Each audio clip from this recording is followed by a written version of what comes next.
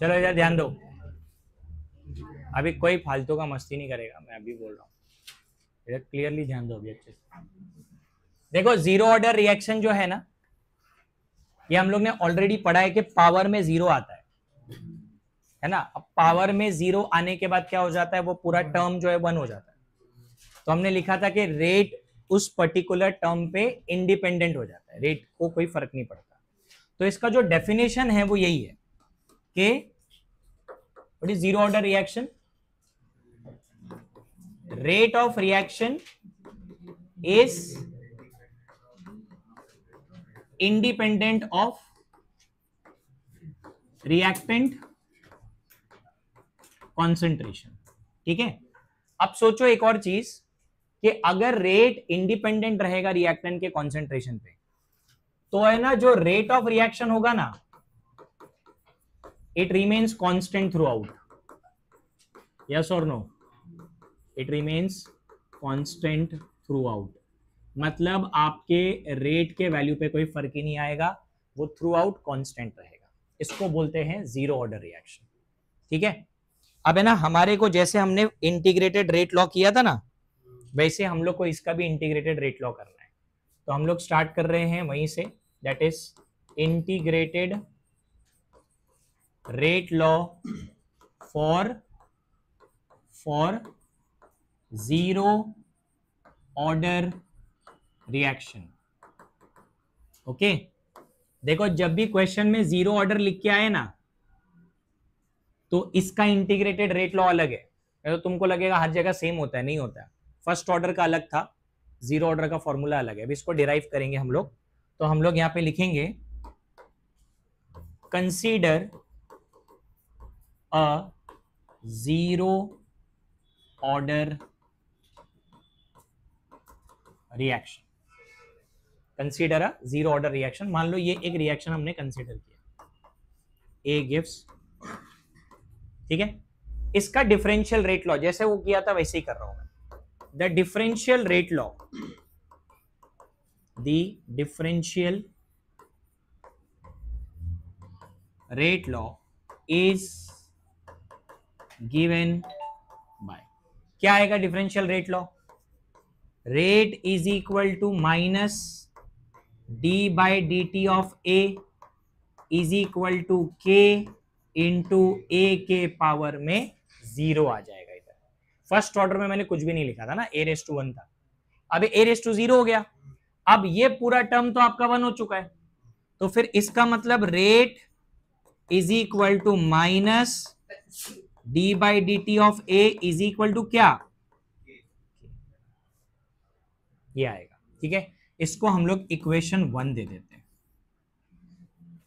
Equation 1। अब क्या करेंगे, इसको रीअरेंज करना पड़ेगा, इसको रीअरेंज करेंगे। ठीक है, तो यहां पे हम लिखेंगे on rearranging equation 1 we get, देखो ध्यान दो कैसे रीअरेंज करना है। ये dt को इधर ले लेंगे बस, तो अपने को मिलेगा minus D A is equal to K into D T, या फिर आप इसको ऐसा भी लिख सकते हो, D A is equal to minus K into D T, इसको नाम दे दो इक्वेशन 2। ठीक है, अब इस इक्वेशन को इंटीग्रेट करना है, तो हम लिखेंगे on integrating equation number 2 between the limits, क्या लिमिट्स है, हाँ सेम वही लिमिट्स है, between the limits concentration of A equal to A not at T equal to 0 and concentration of A equal to 80 at time t, same limit से limit apply करेंगे इस पे, ठीक है। अब लिमिट अप्लाई जब करेंगे तो अपने को मिलेगा integration upper limit at, lower limit a not d into a, ऐसे ही आएगा, इज इक्वल टू माइनस के बाहर लिखेंगे, इधर आएगा 0 टू t dt, ठीक है। Now what is integration of dx, x integration of dA is a, तो आपको यहां पे मिलेगा a, अपर लिमिट ऊपर 80, लोअर लिमिट नीचे a नॉट, और यहां पे क्या मिलेगा हमको, माइनस के इंटीग्रेशन ऑफ dt क्या होता है, t होता है, 0 टू t, बराबर है कि नहीं। इंटीग्रेशन ऑफ dx है ना ये भी, dt मतलब dx, x आ गया, x मतलब अपना t है, और ये अपर लिमिट ये लोअर लिमिट रख दिया। अब मैंने उसके बाद क्या सिखाया था, upper limit minus lower limit, तो पहले अपर लिमिट लिखेंगे फिर माइनस लोअर लिमिट करेंगे, ठीक है। लिखो इतना पहले, जल्दी से लिखो। ये डेरिवेशन 2 मार्क्स के लिए आता है, जो अभी मैं कर रहा हूं बोर्ड्स में, derive the integrated rate law for zero order reaction.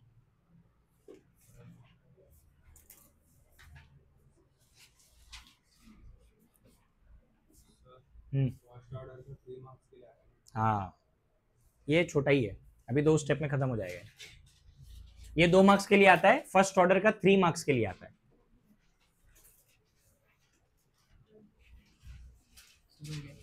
हो गया,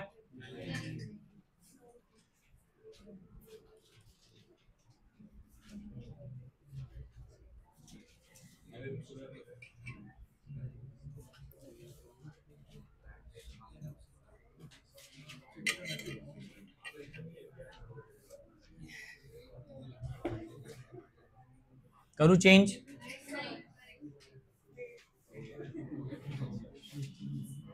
फास्ट लिखो, आज अपने को जीरो ऑर्डर सब कंप्लीट करना है।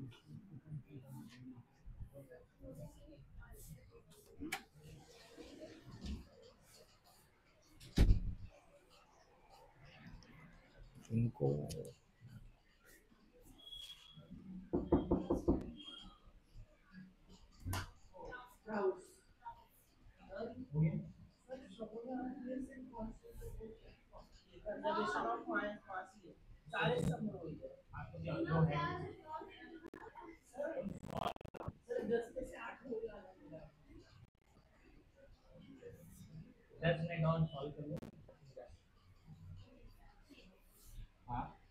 ठीक है, मैं लेक्चर में हूँ,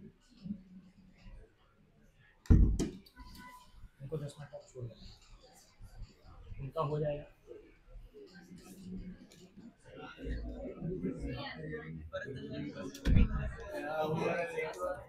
ओके हो गया ना। देखो अभी हम लोग क्या करेंगे, upper limit minus lower limit, silent, AT minus A not, और इधर क्या आएगा, माइनस के T माइनस 0, T माइनस 0 तो T होता है, सो देयरफॉर अपने को क्या मिल रहा है, AT minus A not is equal to minus KT ना, माइनस KT। अच्छा इसका एक इक्वेशन बना रहा हूं क्योंकि उसका ग्राफ आने वाला है। माइनस A नॉट को अगर उधर ले लिया उस साइड तो मुझे क्या मिलेगा, AT is equal to minus K into T plus, actually आपका इंटीग्रेटेड रेट लॉ आ चुका है, तो यही वाला है जो अभी मैंने ऊपर लिखा था, देखो ये, बट ये वाला इक्वेशन आपको ग्राफ में यूज होने वाला है, इसलिए मैंने उसको थोड़ा मॉडिफाई किया। तो अभी हम लोग उसको और थोड़ा मॉडिफाई करेंगे, सुनो ध्यान से, ये दोनों इंपॉर्टेंट है, दोनों इक्वेशन इंपॉर्टेंट है। अच्छा अभी इसको मैं थोड़ा सा मॉडिफाई क्या करने वाला हूं, मैं माइनस KT को इधर लेता हूं लेफ्ट में, और AT A नॉट को राइट में लेता हूं, क्या मिलेगा, K into T is equal to क्या, माइनस A नॉट उधर जाके प्लस A नॉट हो जाएगा, और प्लस AT क्या हो जाएगा? देखो कल हमने जितने भी फर्स्ट लॉ के इंटीग्रेटेड रेट लॉ इक्वेशन लिखे थे, मतलब फॉर्मूला जो अप्लाई किया था जितनी भी बार, वो था K इक्वल टू, तो यहाँ पे भी K इक्वल टू क्या आएगा? T नीचे जाएगा ना, तो therefore what is K is equal to A0 minus AT upon D upon T। आगे आपका फाइनल इक्वेशन, इसी को बोलते हैं integrated rate law for zero order. ये है आप, तो ये 2 मार्क्स के लिए इसलिए है क्योंकि इसमें आपको ज्यादा बड़ा डेरिवेशन नहीं है। Integrated rate law for zero order, ठीक है, समझा? और इसके बाद है ना यूनिट ऑफ रेट कांस्टेंट भी लिख देता हूं यहीं पे। क्या यूनिट था जीरो ऑर्डर के रेट कांस्टेंट का? यस, मोल पर लीटर पर सेकेंड। तो देखते हैं ना ये मोल पर लीटर पर सेकेंड आ रहा है क्या? देखो K इक्वल टू आपका फॉर्मूला ऊपर क्या है? A0 minus AT upon T है ना, तो बेटा ऊपर तो कॉन्सेंट्रेशन है, कॉन्सेंट्रेशन क्या होता है, और नीचे टाइम किस में होता है? सो देयरफॉर आपका यूनिट ऑफ K वही आ रहा है जो अपन ने निकाला था जीरो ऑर्डर का। क्या आया?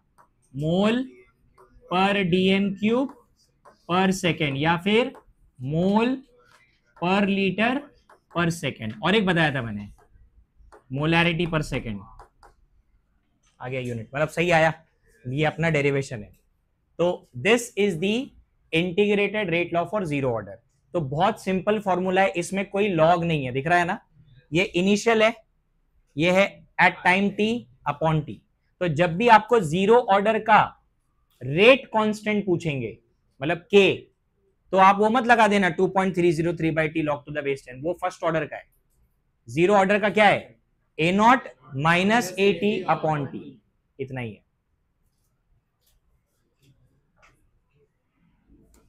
बद्री, हंसी आ रही तेरे को?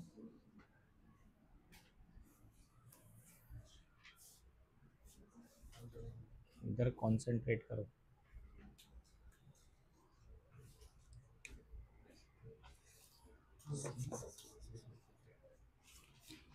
डेरिवेशन समझा ना?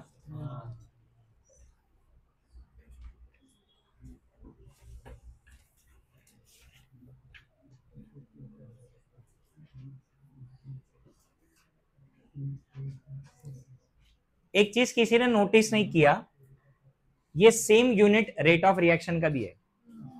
क्यों है ऐसा? ये हो गया 1, तो रेट किसके बराबर हो गया? रेट इक्वल टू K हो गया ना, तो जो रेट का यूनिट होगा वही K का यूनिट होगा। तो रेट ऑफ रिएक्शन का यूनिट क्या था? मोल पर लीटर पर सेकेंड, वही रेट का कांस्टेंट का भी सेम यूनिट आएगा। ठीक है, डन। देखो यहां से मैं तुमको बता रहा हूं कितना लिखना है 2 मार्क्स के लिए। यहां से स्टार्ट करने का, consider a zero order reaction से, और आपको यहां पे खत्म करना है। ठीक है, जितना मैंने लिखा है ना एग्जैक्टली वैसा ही पेपर में लिख सकते हो 2 मार्क्स के लिए।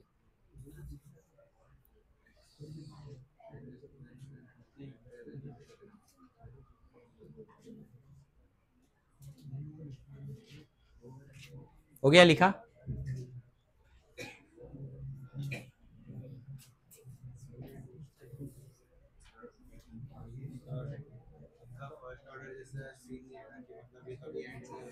नहीं ऐसा नहीं, अभी जीरो ऑर्डर की एग्जांपल बताऊंगा ना। सर फर्स्ट ऑर्डर में इंटीग्रेटेड के टाइम नेचुरल लॉग में तो इधर अब तो बेटा उधर पे dx अपॉन x था, dA बाई a, ये सिर्फ dA है ना, तो इसका इंटीग्रेशन x होता है, log x नहीं होता, फॉर्मूला है वो तो। ओके नेक्स्ट, चलो ध्यान दो, half life of zero order.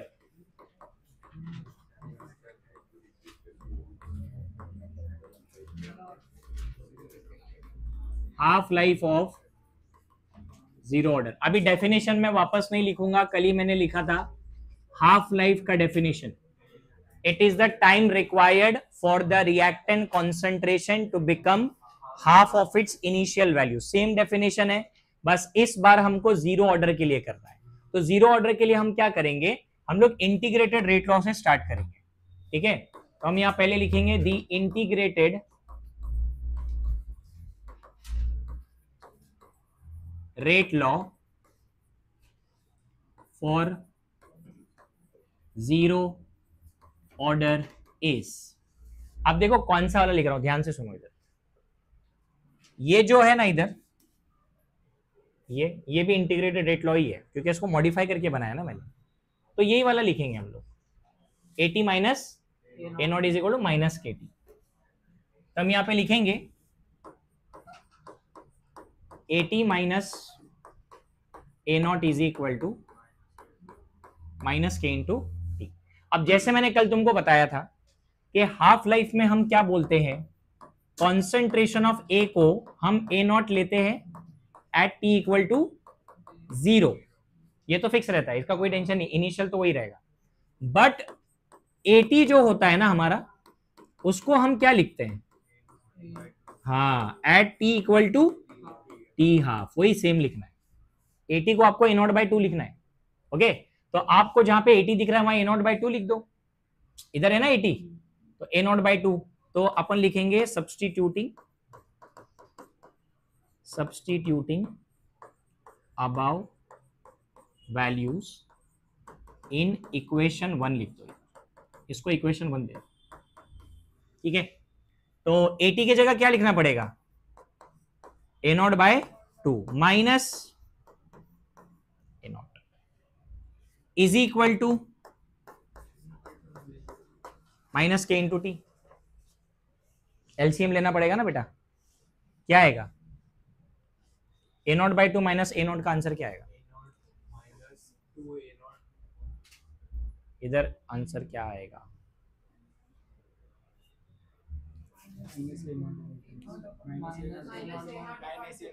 अरे A0 कॉमन निकाल लो, 1/2 माइनस 1 माइनस 1/2 मतलब माइनस A0/2।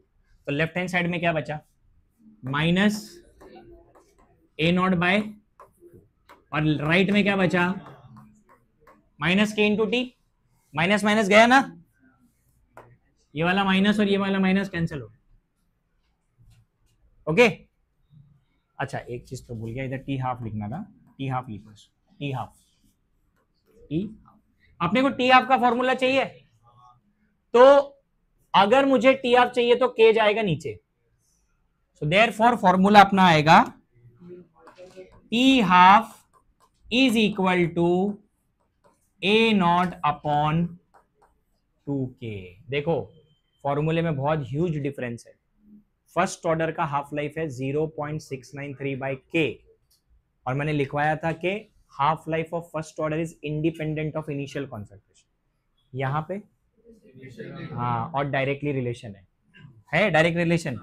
तो इससे अपने को ये समझा कि जो जीरो ऑर्डर होता है उसमें हाफ लाइफ इनिशियल पे डिपेंड करता है। मैं लिख के देता हूं नोट में, या नीचे हम लिखेंगे half life of zero order, half life of zero order reaction is directly proportional to initial concentration A0। Initial concentration से डायरेक्टली प्रोपोर्शनल है। अब है ना, ये कुछ एक्स्ट्रा बता रहा हूं, मतलब ये सब एक एंट्रेंस एग्जाम में पूछ सकते हैं, थियरी में नहीं पूछेंगे। जैसे देखो कल मैंने तुमको बोला था कि अभी जैसे ये A0 है मेरा, इनिशियल है, तो फर्स्ट हाफ लाइफ क्या होता है, A0/2। सेकेंड हाफ लाइफ क्या होता है, यस, A0/4। फिर थर्ड हाफ लाइफ क्या होता है, A0/8। फोर्थ हाफ लाइफ, हाँ, ऐसा हमने कल भी किया था। अब ये देखो जीरो ऑर्डर में और फर्स्ट ऑर्डर में फर्क क्या है। मैंने क्या बोला था, जीरो ऑर्डर में हर बार हाफ लाइफ आने के लिए टाइम कांस्टेंट रहता है, क्योंकि वो इनिशियल पे डिपेंड नहीं करता। अब देखो इनिशियल से डायरेक्टली प्रोपोर्शनल है ना। अब सुनो ध्यान से, अगर मैं आपको बोलूं, मान लेते A0 से A0/2 होने के लिए 5 मिनट लग रहा है, 5 मिनट। अब मेरा इनिशियल पहले 100 था, अब कितना है 50, कम हो गया। अब ये 50 से 25 होगा, तो टाइम पे क्या फर्क पड़ेगा, टाइम चेंज क्या होना चाहिए? कम होना चाहिए। बराबर कितना होना चाहिए? हाफ हो जाएगा। अबे जब कंसंट्रेशन हाफ हो गया तो टाइम भी हाफ होगा, तो अगला वाला जो होगा ना तो 0.5 हो जाएगा। ये थोड़ा छोटा नंबर हो गया, तुमको जरा इजी वाला देता हूँ। एक काम करो, तुमको बहुत छोटा हो जाएगा ना वो। 20 मिनट्स ले लो इसको, चलो। तो फिर नेक्स्ट वाला कितना रहेगा? उसके बाद वाला 5 मिनट्स, उसके बाद वाला। हाँ, समझा? अभी तुम बोलोगे सर ये तो डायरेक्ट, अबे डायरेक्टली प्रोपोर्शनल तो है। ये डायरेक्टली प्रोपोर्शनल है ना, तो ए नॉट बढ़ थोड़ी रहा है, वो तो कम हो रहा है।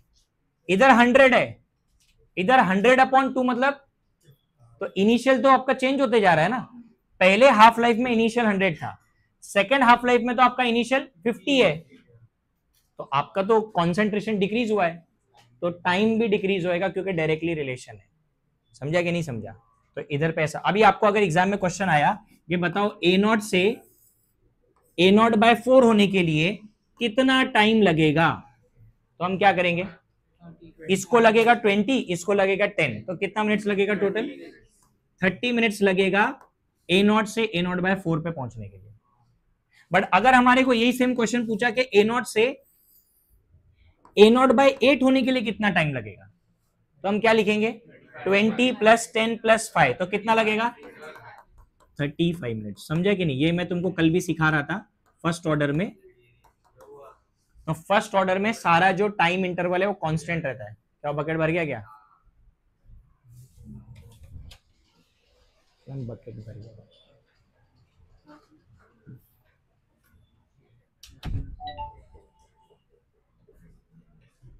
समझा? ये देखो भाई, ये इंपॉर्टेंट है, इसको याद रखो। इसके ऊपर भी न्यूमेरिकल आते हैं। A0/2K। अच्छा, अभी और एक चीज गौर करो, फर्स्ट ऑर्डर और जीरो ऑर्डर में टी हाफ और के का रिलेशन देखो। टी हाफ और के का क्या रिलेशन है? हाँ, दोनों में के का और टी हाफ इनवर्सली प्रोपोर्शनल है। ठीक है,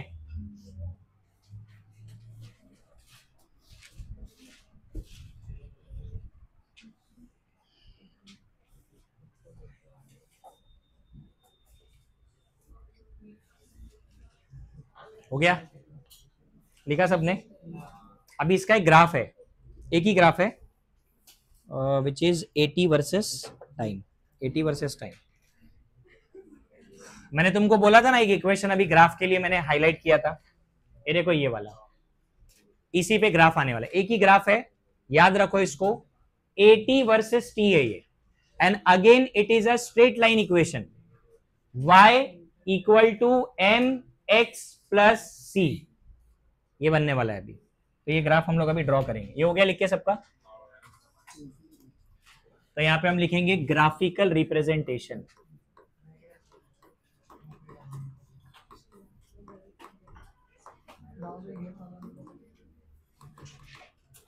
ध्यान दो ग्राफ पे। तो ग्राफिकल रिप्रेजेंटेशन क्या है? It is 80 versus time. तो आपको याद रखना है कि 80 आपको y एक्सिस पे चाहिए, टाइम आपको x एक्सिस पे चाहिए। तो ऑलरेडी अपने पास इक्वेशन गिवन है, कौन सा? 80 = -kt + A0। So this is a straight line equation. ये देखो, y axis m, x axis c। तो आपका इंटरसेप्ट 0 है क्या? नहीं, A0 0 नहीं है, तो इसका मतलब ओरिजिन से पास नहीं हो रहा। दूसरा चीज है आपका स्लोप नेगेटिव है, तो ये ऊपर से कहीं से हायर वैल्यू से स्टार्ट होगा और नीचे आएगा। ठीक है, तो ग्राफ में ड्रॉ करता हूं यहां पे।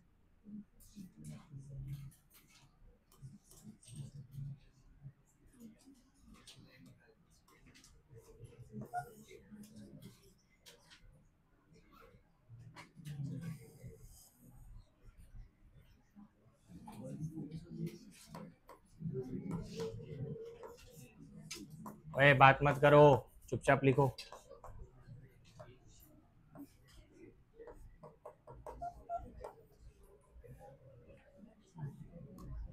कहां से स्टार्ट होगा? देखो ये स्टार्ट होगा कहीं ऊपर के वैल्यू से। अरे ए नॉट इनिशियल होता है ना, इनिशियल तो वैल्यू हायर होता है हमेशा, तो ऊपर से स्टार्ट होगा ये, तो नीचे जाएगा। ठीक है, इसको यहां पे हम मार्क करेंगे कि ये हमारा इंटरसेप्ट है। और स्लोप क्या है? स्लोप माइनस के, ये स्लोप है, दिस इज स्लोप। तो ये सही है क्या बताओ? विथ टाइम एटी का कॉन्सेंट्रेशन डिक्रीज होना चाहिए। यस, अनरिएक्टेड सब्सटेंस कम होएगा ना धीरे धीरे, तो वही है अपना ग्राफ।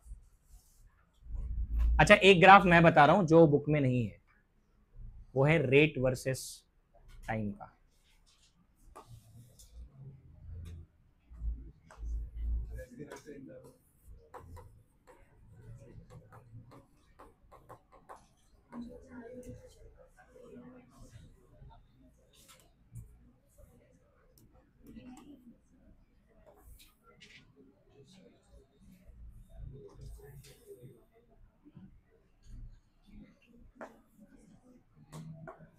वाई एक्सिस पे रेट ले लो और एक्स एक्सिस पे टाइम।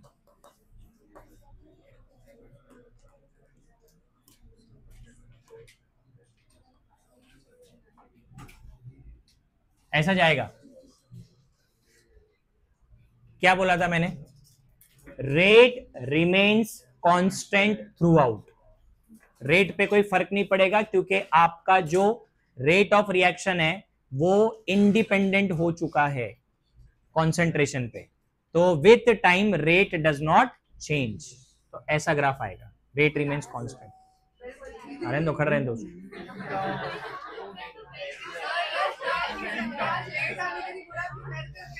क्या?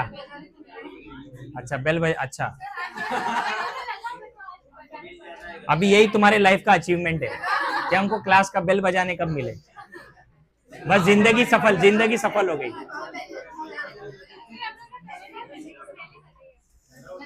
ठीक है, मौका मिलेगा तुमको भी।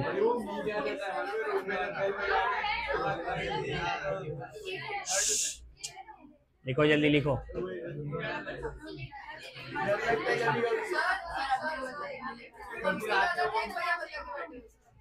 आ गया, ठीक है। अब वो हफ्ते भर से ज्यादा टिकेगा नहीं, उसको बजा बजा के उसकी बजा दोगे, फिर वो बजना ही बंद कर देगा।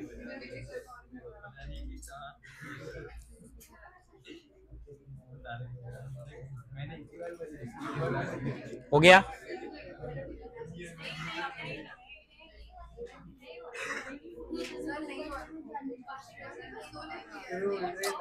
जल्दी लिखो, जल्दी लिखो। अभी तक पहले ग्राफ पे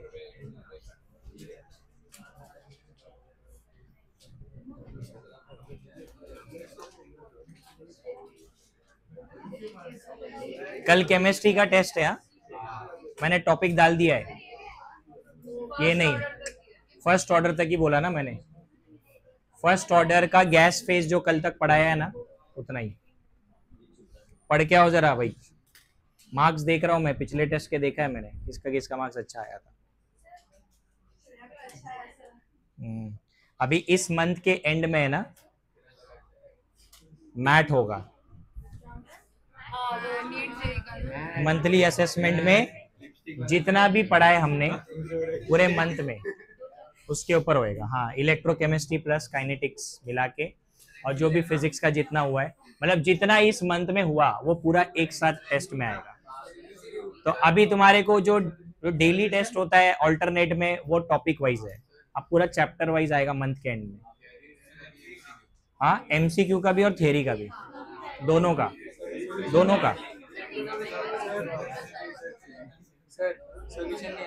हाँ, वो हम लोग प्लान करेंगे ना। नहीं, वैसा नहीं करेंगे मोस्टली, बट एमसीक्यूज तो हम लोग साथ में ही लेंगे। पीसीएम पीसीबी ऐसा होगा क्या? नहीं नहीं, इलेक्ट्रोकेमिस्ट्री और काइनेटिक्स है इसमें। सोल्यूशन को आगे किसी चैप्टर में हम लोग मर्ज करेंगे, अभी नहीं, अभी इलेक्ट्रोकेमिस्ट्री और इसको पढ़ना हो गया ये। ओके, इधर ध्यान दो। अभी देखो सीईटी में आया ये, साइलेंट साइलेंट,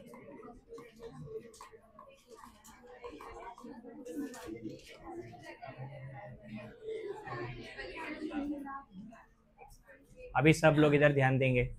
देखो इस पे ना डायरेक्ट क्वेश्चन आया है एग्जाम में कि which of the following is an example of zero order reaction. तो ऑप्शंस में एग्जांपल दिए थे, तो पहले तो समझते हैं कि जीरो ऑर्डर कब होता है।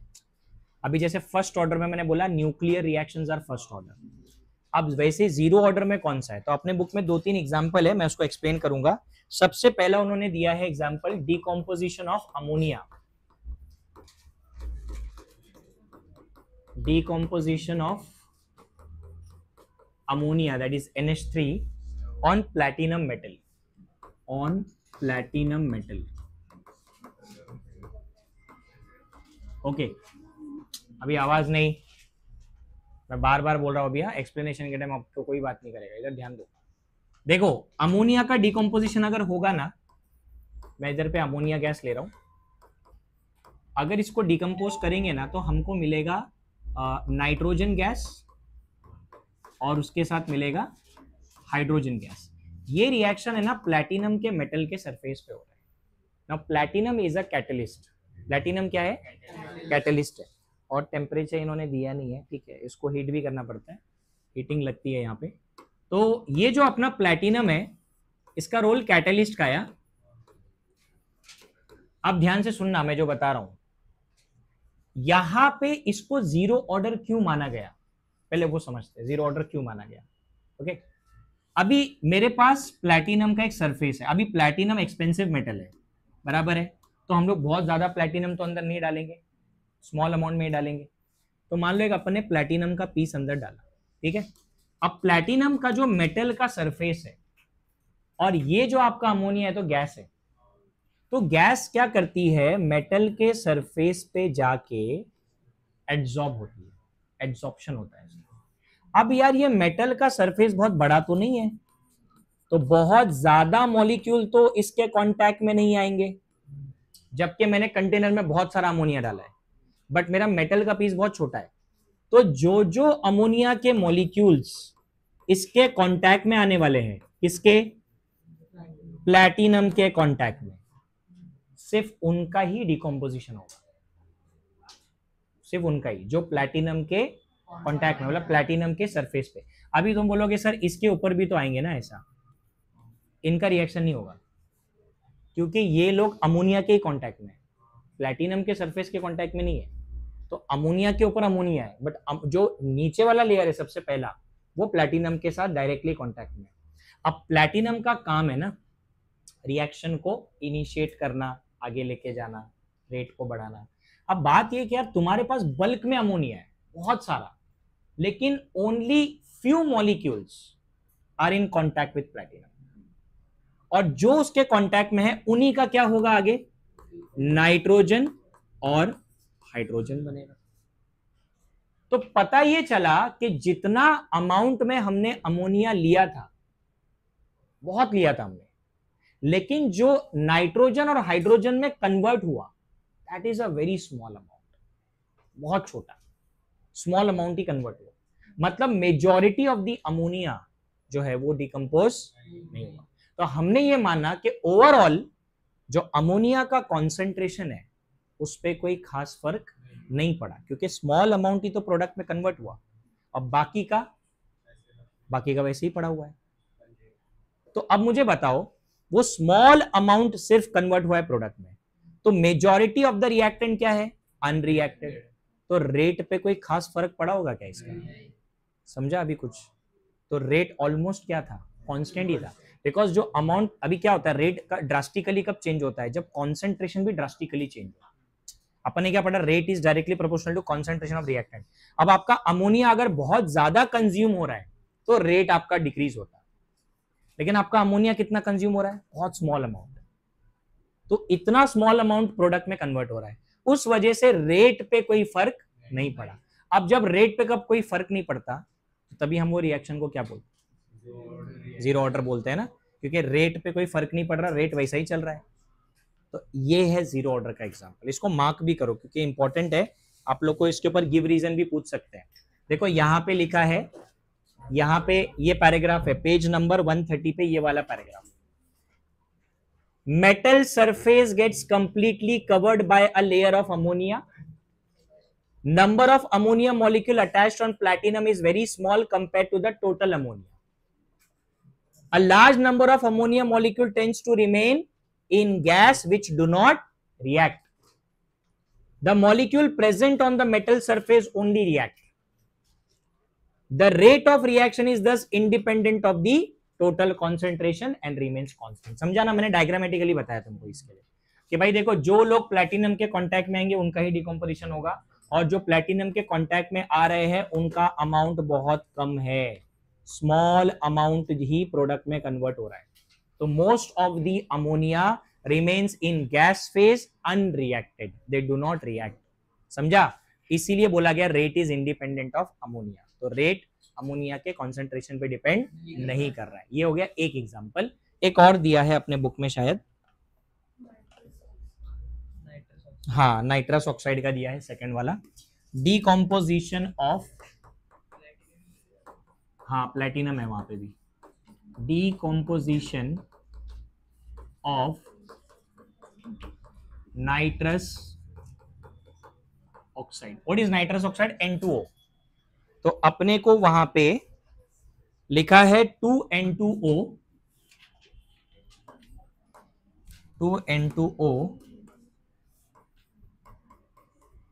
gas gives 2N2 plus O2 है ना, 2N2 plus O2 सेम है, सेम सेम, यहां पे भी प्लैटिनम ही यूज करेंगे, प्लैटिनम। फिर वही है, बल्क में आपने लिया, लार्ज अमाउंट में आपने N2O लिया, but few small amount of molecules are in contact with platinum, और उन्हीं का क्या होगा, डिकम्पोजिशन। बाकी के जो majority maximum number of molecule बचे हुए दे डू नॉट रिएक्ट। अब वो रिएक्ट नहीं कर रहे हैं, मतलब ओवरऑल आपके कॉन्सेंट्रेशन में बहुत स्मॉल चेंजेस आया है, उसके वजह से रेट पे कोई खास इंपैक्ट नहीं पड़ेगा। तो ये भी वन ऑफ द रिएक्शन है जिसको जीरो ऑर्डर बोलते हैं। ठीक है, क्लियर हो गया। एक और उन्होंने एग्जाम्पल लिखा है, उसमें रिएक्शन नहीं लिखा है बट उन्होंने लिख के दिया है वन मोर एग्जाम्पल, क्योंकि ये सब है ना मेमोरी बेस्ड क्वेश्चन है। वो है कैटालिटिक डीकॉम्पोजिशन ऑफ PH3। इसको फॉस्फीन बोलते हैं, फॉस्फीन PH3 को।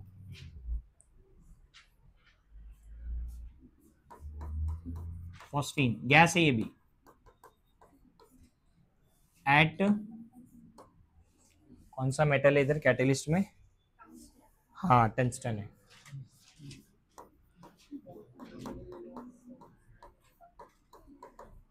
एट हाई प्रेशर भी है ना,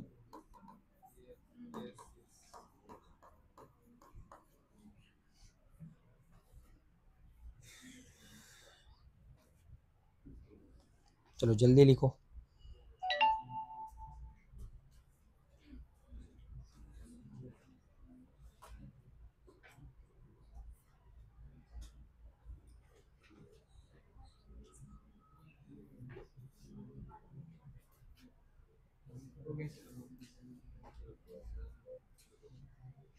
इसका रिएक्शन नहीं लिख के दिया है बुक में, लिखूं? नहीं लिखने का मेरे को।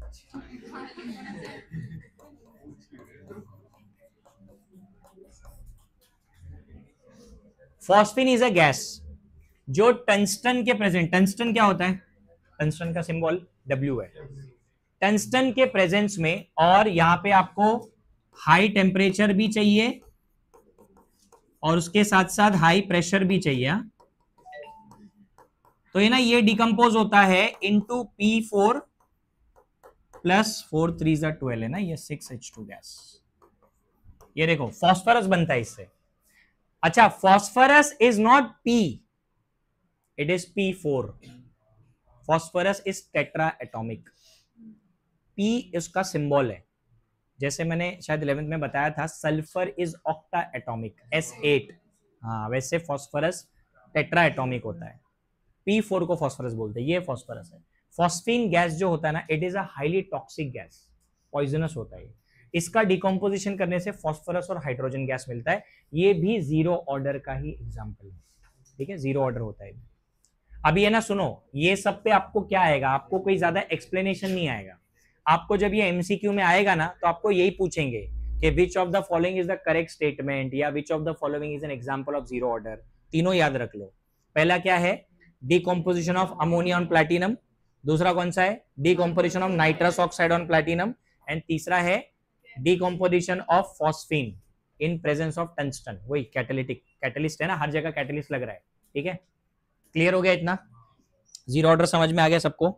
ठीक है, अभी एक लास्ट ऑर्डर बचा हुआ है, जो मैंने तुमको एक स्टेटमेंट लिखवाया था, अभी किसी को याद नहीं रहेगा।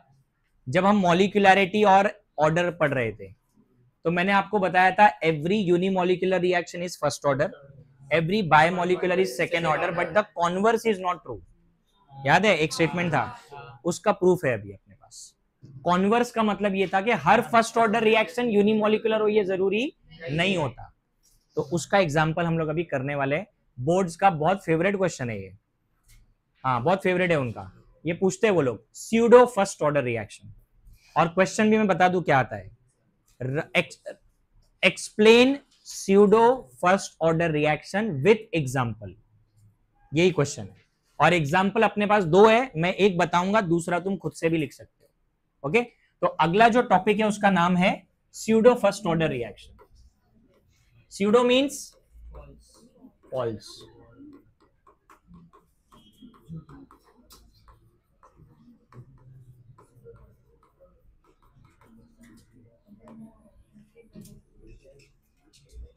ओके,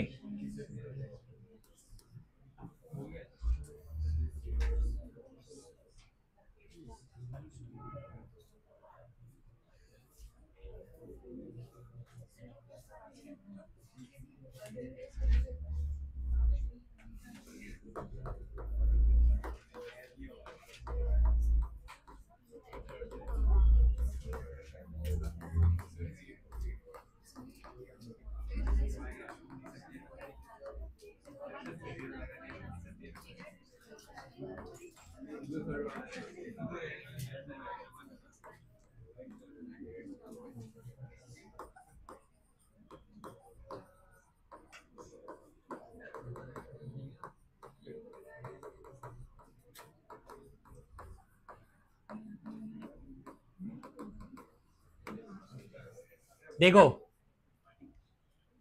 स्यूडो फर्स्ट ऑर्डर किसको बोलते हैं? ऐसे रिएक्शंस जिनका जो ट्रू रेट लॉ है, true rate law is higher, higher order. Higher order मतलब सेकेंड ऑर्डर, थर्ड ऑर्डर, ऐसा होता है truly, but they behave like a first order. So actual में बात यह कि जो एक्चुअल ऑर्डर है उनका वो वन है ही नहीं। जो ट्रू रेट लॉ है ना, वो उनका हायर होता है, लेकिन वो लोग बिहेव ऐसा करते हैं कि वो लोग फर्स्ट ऑर्डर है। अब ये एक्सप्लेन करने के लिए दो एग्जाम्पल है। तो एक एग्जाम्पल अभी मैं बता रहा हूं जो सबसे कॉमन है, ठीक है, जो अपने बुक में भी दिया हुआ है। तो उसका एग्जाम्पल है hydrolysis of methyl acetate. Hydrolysis of methyl acid, no methyl acetate is an ester. Methyl acetate क्या है? एस्टर। तो एस्टर है ना, देखो ऐसा मैं लिख रहा हूं इसको, ये आपका मिथाइल एसिटेट एस्टर है। हाइड्रोलाइसिस करना है मतलब इसमें वाटर ऐड करना है, रिएक्शन एसिड के प्रेजेंस में होता है, और हमारे को मिलता है, ये ऑर्गेनिक का रिएक्शन है, करवाऊंगा मैं ऑर्गेनिक में। ये रिएक्शन है, मतलब ये आपका एस्टर है मिथाइल एसीटेट, वाटर ऐड करने के बाद है ना अपने को कार्बोक्सिलिक एसिड मिलता है, इसका नाम इथेनोइक एसिड है, याद है कि नहीं आईयूपीएसी, इसका नाम मिथेनॉल है। ओके, अब तुम लोग है ना मेरे बार बार समझाने के बाद भी सुधर नहीं रहे हो, इसके बाद फिर मैं बोलूंगा ना बाहर जाओ तो चुपचाप बाहर चले आना, या तो कंसंट्रेट करके बैठो या तो बाहर जाओ। अब सुनो ध्यान से, देखो इस रिएक्शन में जो ट्रू रेट लॉ जब इसका निकाला गया तो पता, एक्सपेरिमेंट लिया, एक्सपेरिमेंटली निकाला गया तो पता चला rate is directly proportional to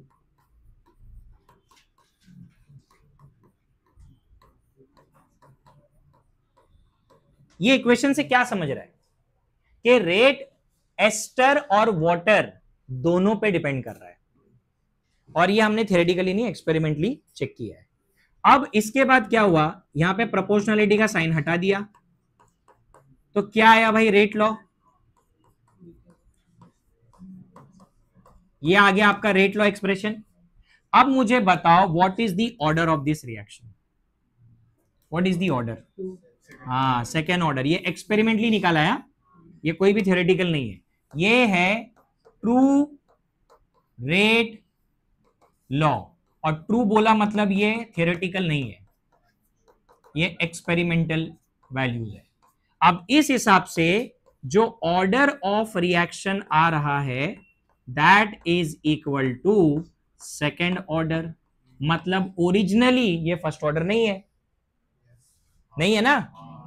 अब अगला स्टेप स्टार्ट होता है कि ये फर्स्ट ऑर्डर जैसा बिहेव कब करता है, क्योंकि ये तो सेकेंड ऑर्डर रिएक्शन है, उसको स्यूडो फर्स्ट ऑर्डर क्यों बोलते हैं। तो क्या हुआ, अपने को ये बोला गया कि वाटर को लार्ज एक्सेस में लेना है, वाटर को एक्सेस क्वांटिटी में लो, ठीक है। तो हम यहां पे एक स्टेटमेंट लिखेंगे आगे, वो ये है, if water is taken in large access. इससे क्या होने वाला है, देखो भाई, अगर हमने वाटर के कॉन्सेंट्रेशन को बहुत ज्यादा एक्सेस में ले लिया तो वाटर का कॉन्सेंट्रेशन कांस्टेंट माना जाएगा। अभी इसको जरा समझाता हूं, सुन लो ध्यान से। हाइड्रोलाइसिस के लिए बहुत ज्यादा पानी की जरूरत नहीं है, थोड़ा ही वाटर चाहिए। मान लो फॉर एग्जांपल मुझे रिएक्शन में ना 10 ml वाटर से मेरा काम चल रहा था, 10 ml से मेरा हाइड्रोलाइसिस हो रहा था, बट मैंने क्या किया, मैंने उधर पे 500 ml पानी डाला, एक्सेस में डाल दिया। अब यूज कितना हो रहा है, 10 ml, मतलब बाकी का बचा हुआ 490 ml पड़ा हुआ है उधर। अगर आप ओवरऑल देखो तो 500 ml में से 10 ml यूज हुआ है, दैट इज नेग्लिजिबल, 490 तो बचा हुआ है वहां पे। तो वाटर के कॉन्सेंट्रेशन में कोई ड्रास्टिक चेंज तो नहीं आया। तो इसको बोलते हैं, कॉन्सेप्ट को उन्होंने कैसे घुमाया है, मतलब उन्होंने बोला कि अगर वाटर एक्स्ट्रा ले लेंगे तो, क्योंकि हाइड्रोलाइसिस में थोड़ा ही अमाउंट लगता है ना, आपने बहुत ज्यादा डाला तो बचा हुआ पार्ट तो वो तो इसी पड़ा हुआ है, that makes the concentration of water क्या, कांस्टेंट। समझा, समझा कि नहीं। अभी यार समुंदर से आके एक लोटा पानी निकाल लेंगे, क्यों निकालेंगे पानी, जनरल एग्जांपल,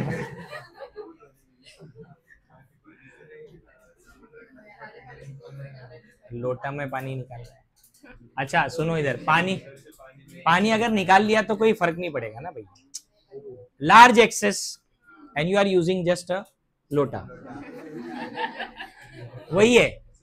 अब तुमने लार्ज एक्सेस लिया और फिर तुमने यूज तो बहुत थोड़ा ही किया है उसमें, तो मेजॉरिटी ऑफ वाटर इज, हाँ पड़ा हुआ है इसी, तो कांस्टेंट है। अब ये कांस्टेंट है तो इसको हम लोग एक के डैश मान लेते हैं।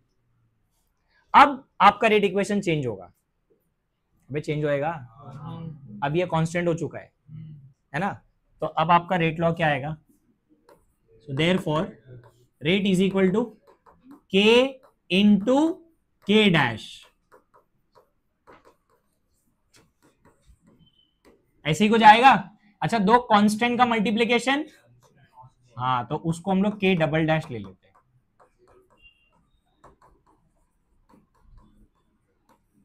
ठीक है, ये है आपका रेट कांस्टेंट ही है ये।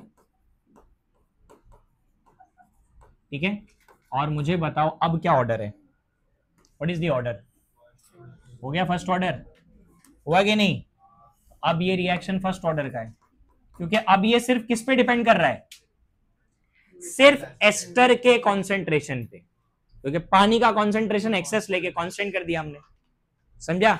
तो ऐसे रिएक्शंस को बोला गया pseudo first order. Originally it was a second order reaction. Okay, अच्छा अब जो मैंने स्टेटमेंट तुमको बोला था, हर फर्स्ट ऑर्डर रिएक्शन यूनिमोलिकुलर नहीं होता, वो इसलिए ये फर्स्ट ऑर्डर तो आया बट इसकी मॉलिक्यूलैरिटी 2 थी, बायमोलिकुलर था ये, वही तो था, but the converse is not true. Converse मतलब every first order reaction is not unimolecular, it is not unimolecular, it is bimolecular, क्योंकि पानी और एस्टर दोनों यूज हो रहा है रिएक्शन में, सो ये बायमोलिकुलर है, बट उसका ऑर्डर क्या आया आगे? फर्स्ट ऑर्डर आया, समझा? But her unimolecular first order होता है, but her first order unimolecular नहीं होता। अच्छा, ये इतना लिखने के 2 मार्क्स है, 2 मार्क्स के लिए आता है ये। ठीक है, स्यूडो फर्स्ट ऑर्डर को एक्सप्लेन करना है। अच्छा, सेकंड एग्जांपल जो है ना, बस खाली लिख के दे रहा हूं मैं, कौन सा और एग्जांपल तुम लिख सकते हो, वो है hydrolysis of sucrose. Hydrolysis of sucrose, sucrose का फॉर्मूला C6 नहीं है, C12 है, H22O11। तो आप इसका भी हाइड्रोलाइसिस कर सकते हो, मैं आपको खाली रिएक्शन लिख के देता हूं। C12 H22O11, उसमें हम वाटर ऐड करेंगे again in presence of acid. Sucrose जब हाइड्रोलाइज होगा, जब वो ब्रेक होता है, it gives you glucose and fructose, 1 molecule of glucose and 1 molecule of fructose. तो यहां पे आपको मिलेगा C6H12O6, C6H12O6, एक ग्लूकोज है, फ्रक्टोज बोल सकते हैं, फ्रुक्टोज बोल सकते हैं, जो बोलना है बोलो। अच्छा देखो, फॉर्मूला दोनों का सेम है, कंपाउंड सेम नहीं है, क्योंकि glucose is an aldehyde and fructose is a ketone, functional group अलग है। तो मॉलिक्यूलर फॉर्मूला सेम है बट फंक्शनल ग्रुप सेम नहीं है, अलग है। तो फ्रक्टोज है ना कीटोन होता है, और ग्लूकोज क्या होता है? अल्डिहाइड ग्रुप होता है उसमें, सही है? तो वहां पे इसी लिख लो। ऑर्गेनिक में पढ़ाऊंगा वैसे तो मैं, अब क्या ऑर्गेनिक आता है ना, तो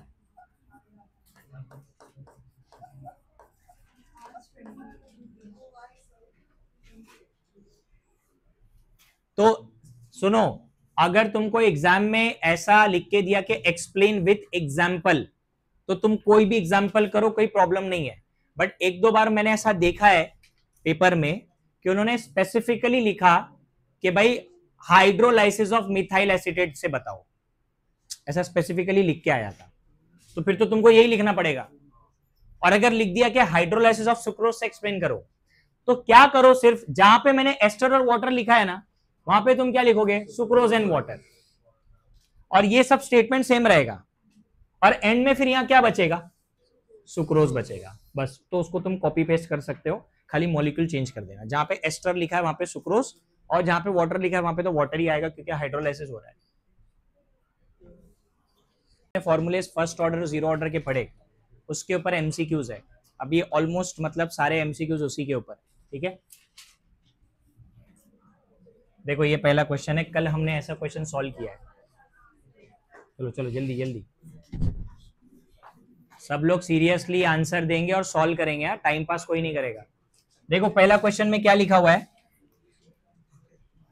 इन a first order reaction 60% of the reactant converts into product, 60% product बन चुका है इन 45 मिनट। अपने को क्या निकालना है? देखो यहां ऑलरेडी फर्स्ट ऑर्डर लिखा है ना। अब कल मैंने तुमको क्या सिखाया था?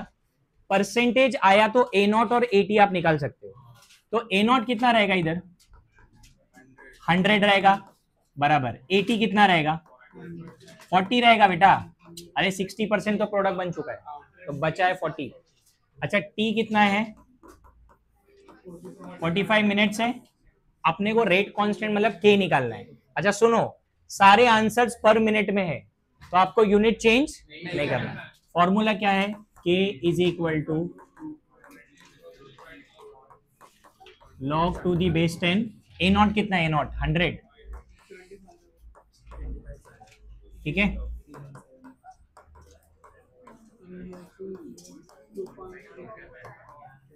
2.5 आएगा। देखो सुनो अभी ध्यान से, तुम्हारे को है ना मैं लॉग का एक शॉर्टकट बता रहा हूं, उसको समझ लो। अभी सबसे पहले जो आपका log 1 होता है वो 0 होता है, log 2 होता है, log 3 कितना होता है 4770 ऐसा कुछ होता है, 47 लिखेंगे बस हो गया, एंट्रेंस में इतना इनफ होता है। log ऑफ 4 क्या होता है, 2 का स्क्वायर होता है ना, इसका डबल लिख देना, डबल। अबे 4 मतलब 2 का स्क्वायर, तो 2 log 2, 2 into log 2 is 0.30 into 2 तो 0.40, सॉरी 0.60, 3 का डबल। और उसके बाद log ऑफ 5 है, log ऑफ 5 थोड़ा याद रखना पड़ेगा तुमको, 0.6990 होता है। तो अपन क्या करेंगे, 69 की जगह 6990 है ना वो, तो 70 ले लेंगे। नहीं अभी उसके बाद log 6 कैसे लिखेंगे, सुनो ध्यान से, मैंने तुमको बताया था log 6, log ऑफ 2 इंटू 3 मतलब log 2 प्लस log 3, तो log 2 प्लस log 3 ऐड कर दो। समझ रहे क्या क्या बोला मैंने, जो आपका log 6 है, देखो ये सब है ना बेसिक चीज है। log 6 को मैं log ऑफ 2 इंटू 3 लिख सकता हूं ना, तो log ऑफ 2 इंटू 3 क्या होता है, log 2 प्लस log 3, 2 का log है 0.30 और उसका 3 का कितना है 0.47, तो कितना आंसर है, ठीक है। उसके बाद log ऑफ 7, ये थोड़ा आपको देखना पड़ेगा, ऑड नंबर है अलग से, 0.85 है शायद इसका, देखो जरा 70 का log कितना है 84845, हाँ तो 84 या 85 ले सकते हो, तो 0.84 ले लो या 85 ले लो चलेगा, 845 है ना, हाँ तो 85 ले लो, ठीक है। अच्छा log ऑफ 8 क्या आएगा, 2 का क्यूब, तो 3 log 2 मतलब 3 इंटू log 2 कितना है इंटू 3, log ऑफ 9 कैसे आएगा, 3 का स्क्वायर, तो 2 इंटू log 3 इंटू 2 करो, 0.47 इंटू 2 0.94, और लास्ट में आएगा log ऑफ 10 दैट इज 1। इतना ही याद रखना है अपने को, सारे आंसर्स आएंगे। अब आपका नंबर 2.5 है, सुनो अभी अपने को अप्रोक्सीमेशन चाहिए, 2 और 3 के बीच का नंबर है, तो log 2 कितना है, log 3 कितना है, कोई मिडल का नंबर लो इनके बीच का, 30 और 47 के बीच का, हाँ 0, अरे इजी नंबर लो ना, 39 पे क्यों जा रहे हो, हाँ 0.4 वगैरह ले लो ना, नहीं समझा कॉन्सेप्ट। तुम्हारा नंबर 2.5 है, मतलब ये log 2 और log 3 के बीच का कोई नंबर होना चाहिए, तो log 2 आपका इतना है ना और log 3 ये है, तो इनके बीच का कोई एक ऐसा नंबर ले लो जो कैलकुलेशन में भी इजी पड़े, 0.40 ले लो ना, समझा क्या बोल रहा हूं मैं, 0.40 ले लो, तो फिर ये हो जाएगा 2.303 अपॉन 45 इंटू 0.40। अभी कर लो सॉल्व, चलो जल्दी से सॉल्व करो।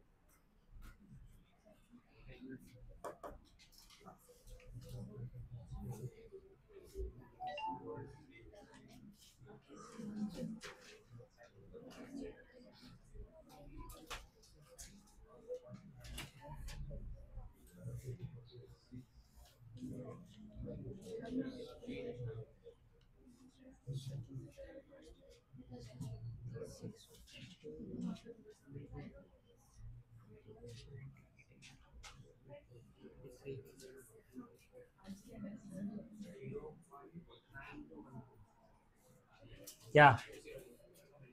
अबे आंसर चाहिए अपने। तू क्या बता रहा है? मल्टीप्लाई करो, डिवाइड करो 45 से। इसको देखो भाई, सिंपल है। इसको है ना 4 बना दो, इसको 4 से मल्टीप्लाई कर दो और डिवाइड बाय 45 कर दो। 4 इंटू 10⁻⁻1 है ना ये, और क्या। पावर डेसिमल हटाओ ना, डेसिमल शिफ्ट करो। 2.303 को 4 से मल्टीप्लाई करो, डिवाइड बाय 45 कर दो। हाँ, कितना आ रहा है?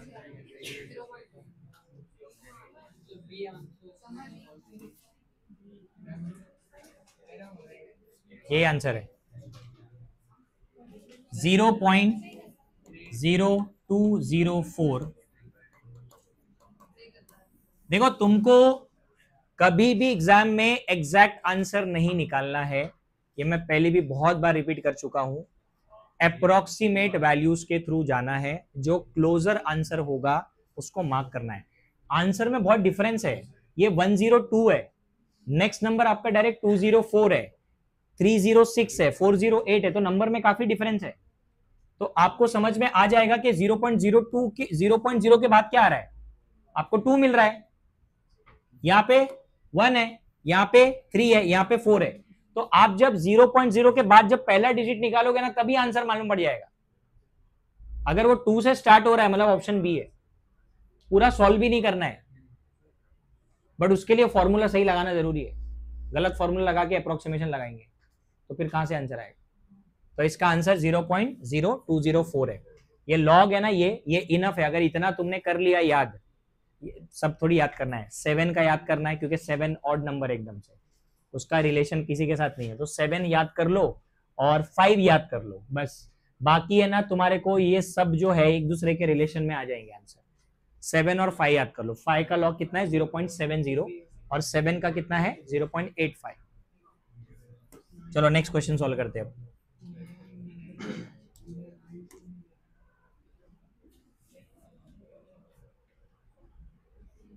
बताओ, ये अभी हो चुका है हमारा। मॉलिक्यूलैरिटी एंड ऑर्डर दोनों बताना है। मॉलिक्यूलैरिटी का डेफिनेशन क्या था?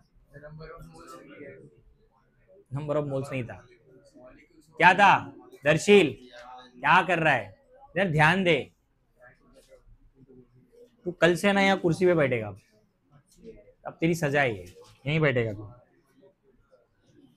मॉलिक्यूलैरिटी is the number of reactant molecule taking part in elementary reaction. कितने रिएक्टेंट के मॉलिक्यूल है? 2। 8 कहां से आए इधर? हाँ, 2 है ये, मतलब मॉलिक्यूलैरिटी इज अ बायमॉलिक्यूलर, बराबर। मॉलिक्यूलैरिटी 2 है। अब यहाँ पे कहीं भी बायमॉलिक्यूलर लिखा है? एक ही तो लिखा है। अच्छा, ऑर्डर उन्होंने बोला क्या है? ऑर्डर कुछ तो गड़बड़ है, क्योंकि इसके पावर में 1 है, इसके पावर में 1 है, या फिर मेरे को लगता है वहां कुछ गड़बड़ है। शायद इनमें से कहीं पे ना 1/2 रहेगा। हाँ, कहीं 1/2 रहेगा, क्योंकि यहाँ पे 3/2 है ना, और बायमॉलिक्यूलर यही है, ये आंसर रहेगा। यहाँ पे ना 1/2 रहेगा किसी के पावर में। अपन ने किया है ऐसा क्वेश्चन, 1 + 1/2 इज 3/2। ठीक है,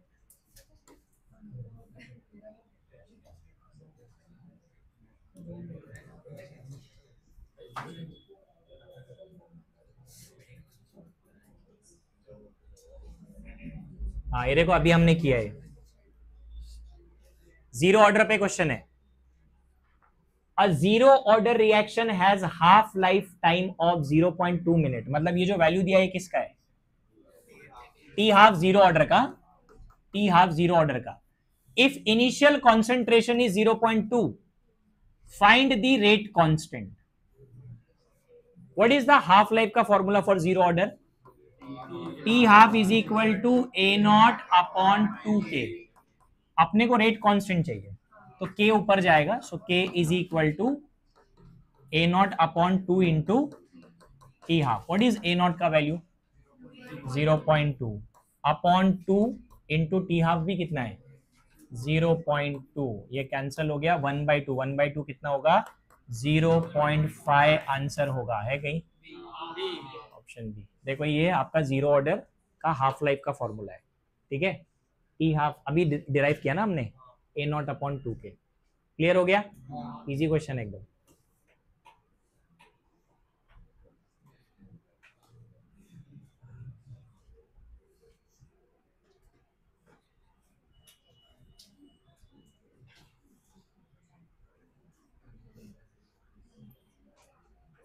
ये तुम लोग करो, अब मेरी हेल्प नहीं लेना इसमें।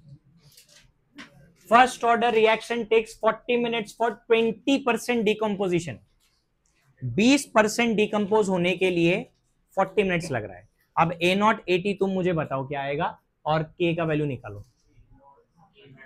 A0 तो 100 ही आएगा, परसेंटेज है, 80 कितना आएगा, यस 20% डिकम्पोज हुआ, मतलब 80% बचा है, 100 - 20।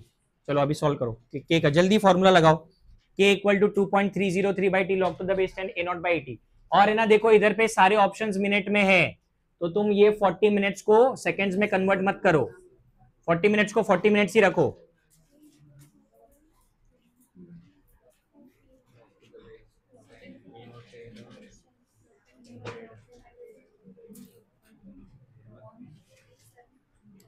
टेन बाय 8 है ना बेटा, log 10 माइनस log 8, हाँ 2, log 10 is 1, log 8 0.9 हाँ log 8 0.90।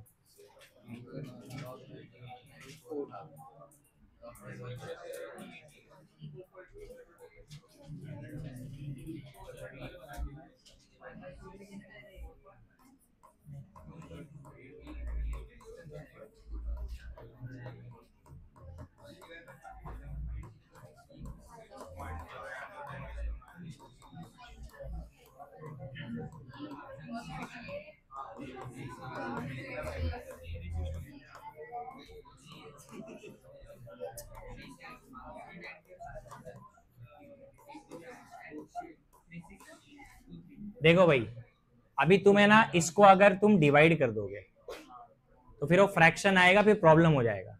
तुम इसको डिवाइड मत करो ना, 10/8 है ना, log of 10 minus log of 8, log 10 1 होता है, log of 8 0.90 होता है, आंसर 0.10 आ गया log का आंसर।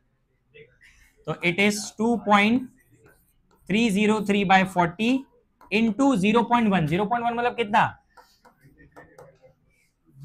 10⁻⁻1। अभी क्या इसको 4 से डिवाइड करो, कितना आ रहा है,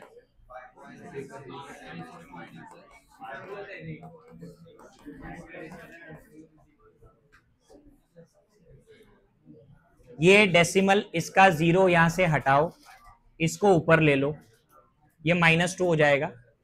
4 से डिवाइड करो ना इसको, सिंपल 0 पॉइंट से स्टार्ट होगा नंबर, क्योंकि ऊपर का नंबर छोटा है, 23 है तो 4 5 20, तो 0.5, 0.5, ये देखो 10⁻³ करेंगे 5.6 आंसर आएगा। ऐसा सॉल्व करने का, इसलिए मैंने बोला लॉग 10 याद रहेंगे तो ये कर पाओगे। ये तुम जेई नीट में भी कर सकते हो, सबके लिए बताया मैंने। ये कोई भी लॉग का कैलकुलेशन आ गया तो अभी इसको डिवाइड करके फ्रैक्शन में कन्वर्ट, डेसिमल में लेके आओगे तो प्रॉब्लम है, डेसिमल में नहीं लेके आने का, ऐसा सॉल्व करने का इसको, ठीक है।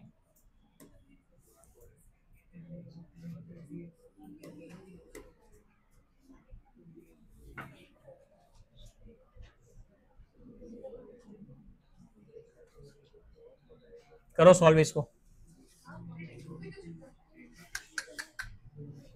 क्या है, क्या चल रहा है, तो तुम ऐसे क्यों घुस के बैठे हो, इधर आ, बैठ इधर, तुम लोग का बहुत मस्ती चालू है।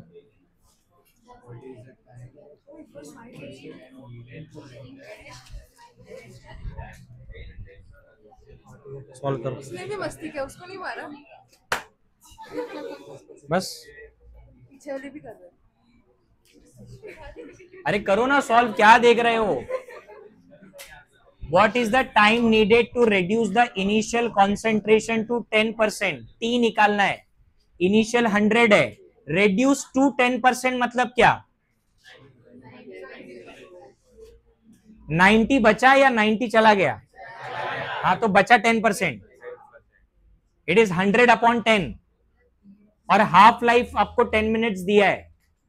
हाफ लाइफ से आपको k मिलेगा और वो k को यूज करो t निकालने के लिए. अभी तक क्वेश्चन ही पढ़ रहे.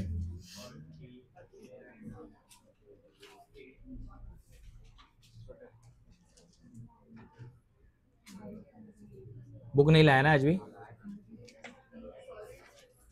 कंप्लीट किया कल का?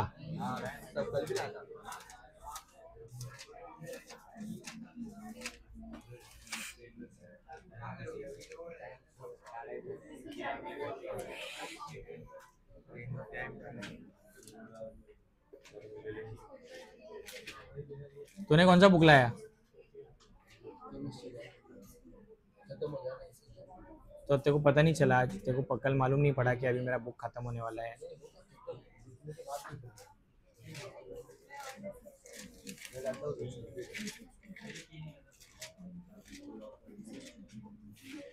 अब तक आ जाना चाहिए आंसर.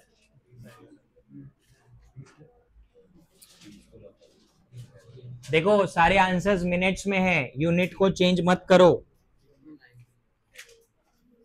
पहले तुम्हारे को टी हाफ दिया है ना, इससे के निकलेगा.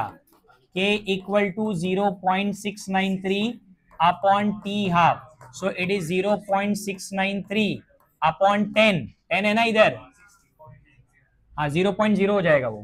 तो उसको ऊपर ले लो खाली, बस ज्यादा कॉम्प्लेक्स मत बनाओ कैलकुलेशन को. ऐसा 10⁻⁻1 लिख दो इधर. मिनट ऊपर जाके हो जाएगा पर मिनट. अब क्या करने का? इसके बाद के निकालना है ना.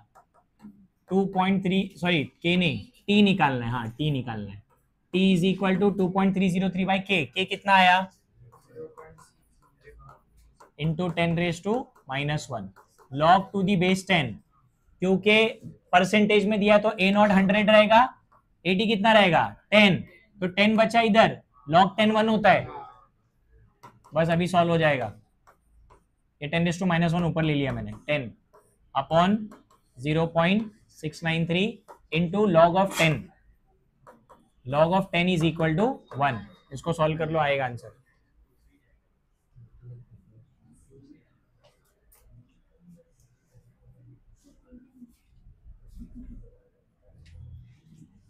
देखो इसको 10 से मल्टीप्लाई करेंगे तो 23 हो गया ना वे. और ये जो है आपका 0.6 है ना, इसको 6.9 कर दो.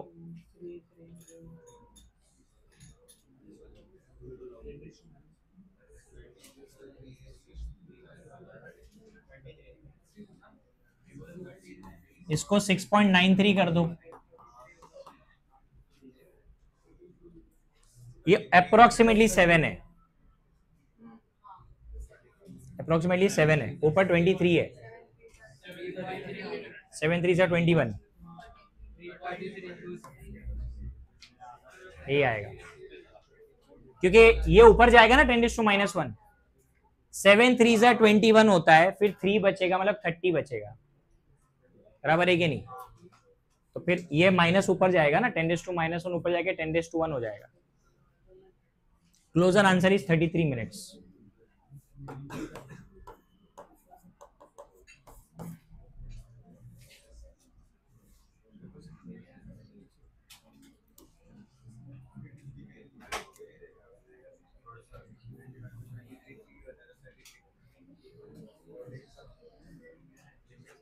बताओ अभी इसमें से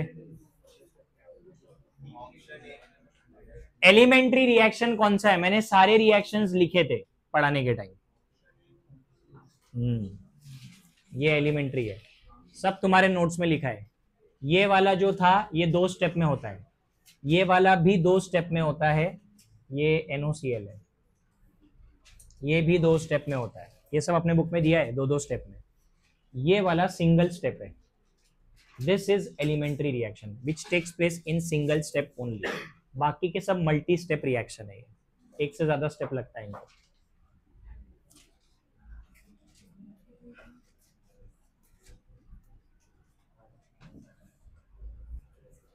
करो ये सॉल्व, जल्दी सॉल्व करो। ये सब इजी इजी क्वेश्चन है, क्वेश्चन पढ़ने का और सीधा फॉर्मूला अप्लाई करने का। रेट कांस्टेंट गिवन है, कैलकुलेट हाफ लाइफ बोला है। अब तुमको पहले ये भी सोचना पड़ेगा कि फॉर्मूला किसका लगेगा, क्योंकि ऑर्डर नहीं लिखा है वहां पे, ऑर्डर नहीं लिखा है, कैसे पता लगेगा ऑर्डर? अच्छा सेकेंड ऑर्डर, अब तक सेकेंड ऑर्डर पढ़ा नहीं एक भी बार, और सेकेंड ऑर्डर का क्वेश्चन भी आ गया।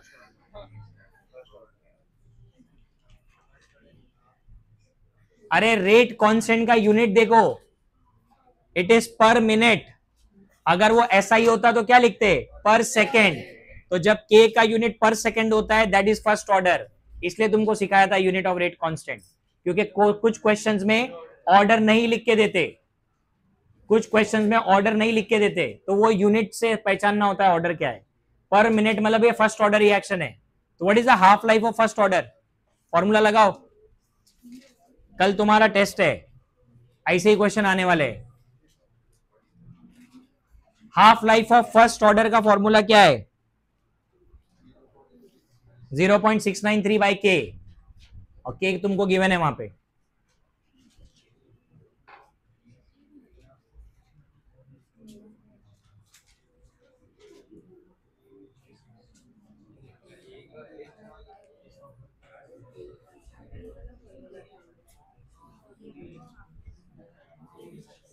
जल्दी सॉल्व करो।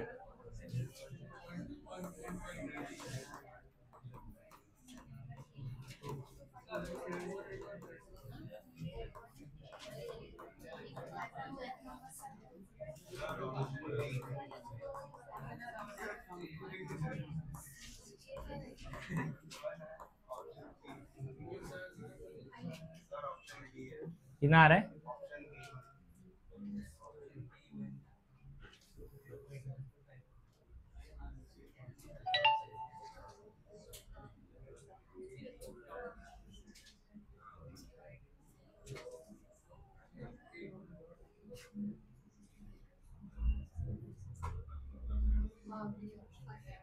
जीरो 0.145 आ गया।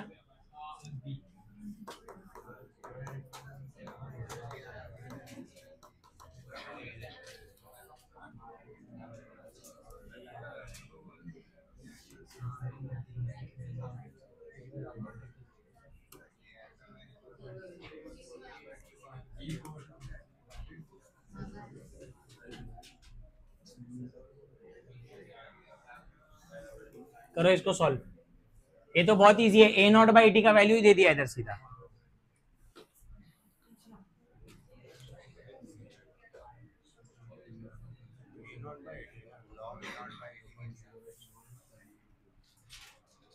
क्या बोला? हाँ लॉग निकालना पड़ेगा ना, लॉग नहीं दिया, सिर्फ A नॉट बाई टी का वैल्यू दिया। What concentration would remain after 40 minutes, मतलब आपको कैलकुलेट क्या करना है? What concentration remains after 40 minutes, कल हमने ऐसा क्वेश्चन किया है। हाँ 80 कैलकुलेट करना है, करो। उधर पे इनिशियल कॉन्सेंट्रेशन दिया है आपको, व्हाट कॉन्सेंट्रेशन वुड रिमेन मतलब के आपको 80 कैलकुलेट करना है।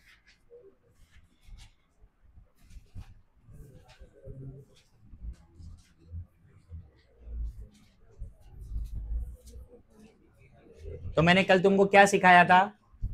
अगर 80 कैलकुलेट करना है तो लॉग A नॉट बाई 80 को कुछ मत करो, उसको रहने दो वैसे ही, एक साइड पूरा सॉल्व करो।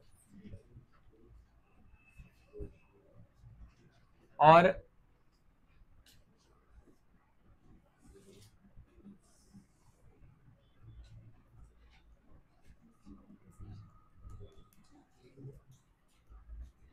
वो 40 मिनट्स में 40 में रहने दो उसको।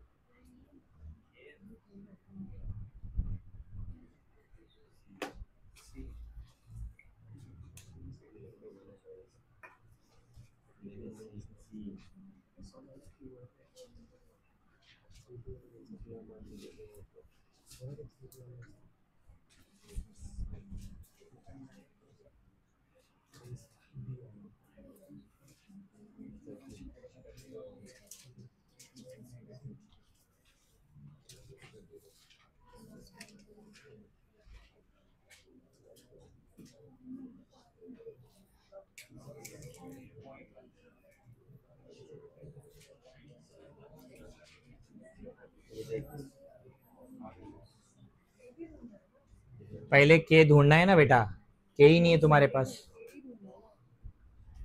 पहले तो के निकालना पड़ेगा। इनिशियल कॉन्सेंट्रेशन मिला है ना, तो यहाँ पे सब्स्टिट्यूट नहीं कर कर सकते। सकते वो 2 मिनट हो जाएगा, तो कर। आंसर सी आ रहे हैं। हाँ लॉक करने की जरूरत ही नहीं है। यस। अभी डायरेक्ट उसमें सब्स्टिट्यूट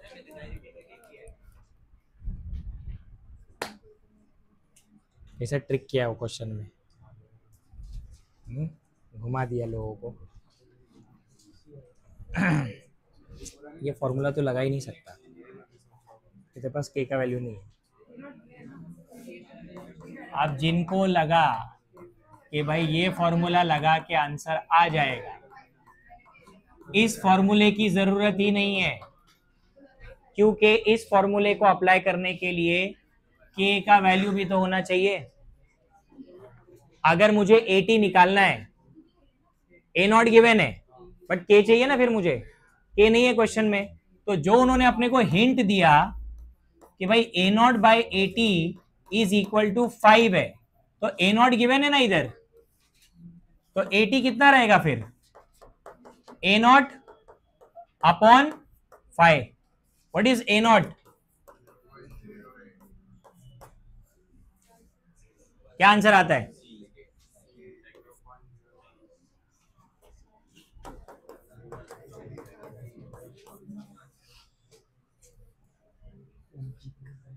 कितने लोगों ने ऐसा ही किया था? मैं 2-3 लोगों को ही देखा मैंने सिर्फ ये करते हुए।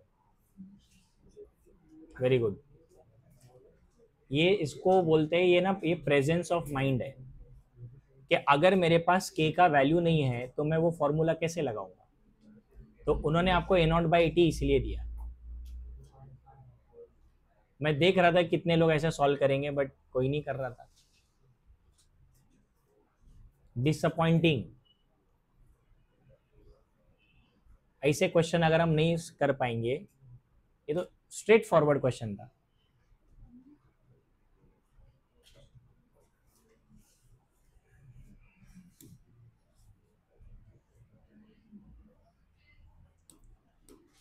इसलिए क्वेश्चन को पहले ध्यान से पढ़ने का। करो कैलकुलेट।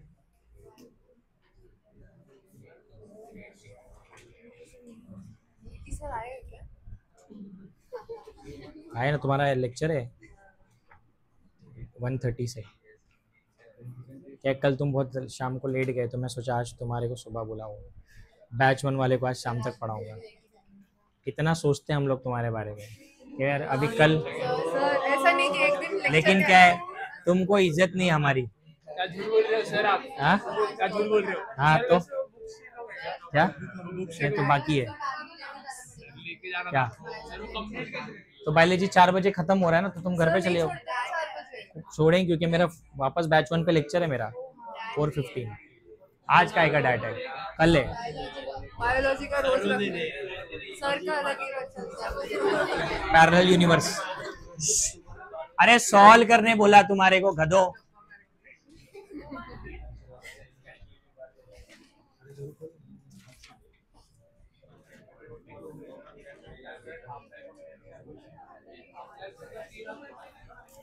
अब तूने स्टॉप किया था कि पॉज किया था रे? सर डायरेक्टली स्टॉप किया था, पॉज हाँ इसीलिए। अरे रह दे, क्या बोल रहा है यार, पॉज रहेगा ना, इसलिए इधर 29 मिनट का है, अभी इसको मर्ज करना पड़ेगा। सर विक्की सर ने हम लोग ऐसे ही करने बोले हैं क्या? कि डायरेक्टली स्टॉप कर दो वीडियो जाने के बाद, पॉज का ऑप्शन नहीं है इसमें। तो फिर लास्ट टाइम हम लोग अभी तो अलग अलग वीडियो रिकॉर्ड हुआ है, क्या सेम रिकॉर्ड हुआ है? नहीं, लास्ट टाइम लेक्चर में भी हम लोगों ने ऐसा ही किया था, तो वापस विनय सर ने शायद से मर्ज कर दिया था। ठीक है, सॉल्व करो जल्दी, सॉल्व करो जल्दी, खाली बातें करते रहते हैं।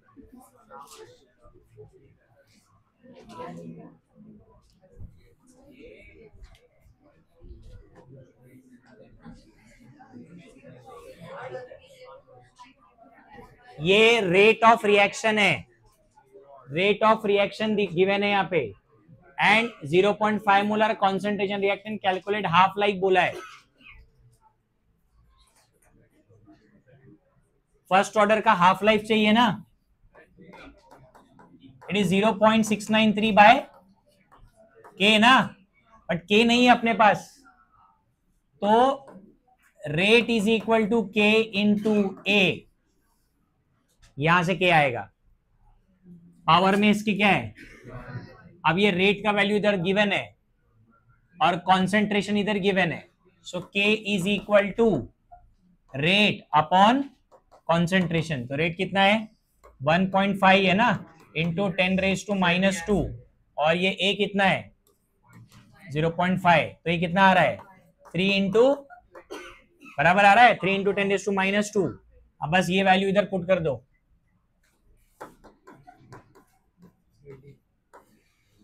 3 इंटू 10⁻², -2 ऊपर गया 69.3 अपॉन 3 हो जाएगा, कितना आ रहा है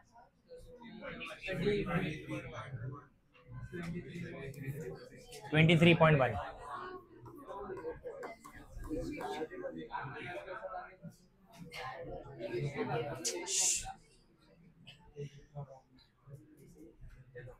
तो मैं ना ये नए नए टाइप के क्वेश्चन में ना तुम लोग सीखते ही नहीं हो, बिकॉज अभी ये सेम टाइप का ऐसा कोई नेक्स्ट टाइम आएगा तो तुम नहीं कर पाओगे। जब इन्होंने डेटा से समझ में आ जाना चाहिए कि मुझे रेट और मुझे कॉन्सेंट्रेशन गिवन है, मैं के कहां से निकालूंगा, ये एक ही मेरे पास इक्वेशन बचता है जहां से के निकलेगा, क्योंकि ए नॉट नहीं है, एटी नहीं है, टाइम नहीं गिवन है, तो के वहां से तो नहीं आ सकता 2.303/t से, उसके लिए ए नॉट एटी का वैल्यू चाहिए। तो फिर दूसरा क्या बचा, रेट लॉ का इक्वेशन, क्योंकि जब उधर बोला है फर्स्ट ऑर्डर है तो पावर में 1 है, तो यहां से मैंने के कैलकुलेट करके यहां पे सब्स्टिट्यूट कर दिया। कैलकुलेशन पार्ट डिफिकल्ट नहीं है, अप्रोच इंपॉर्टेंट है कि हम लोग क्वेश्चन को अप्रोच कैसे करते हैं और अपने को क्या समझा। तुम अप्रोच गलत करोगे और कोई भी फॉर्मूले से शुरू करोगे तो नहीं चलेगा। हाँ ये तो हमने पढ़ा ना, क्या आंसर है इसका, हाँ मल्टीपल स्टेप में आरडीएस होता है, रेट डिटरमाइनिंग स्टेप, कौन सा है वो,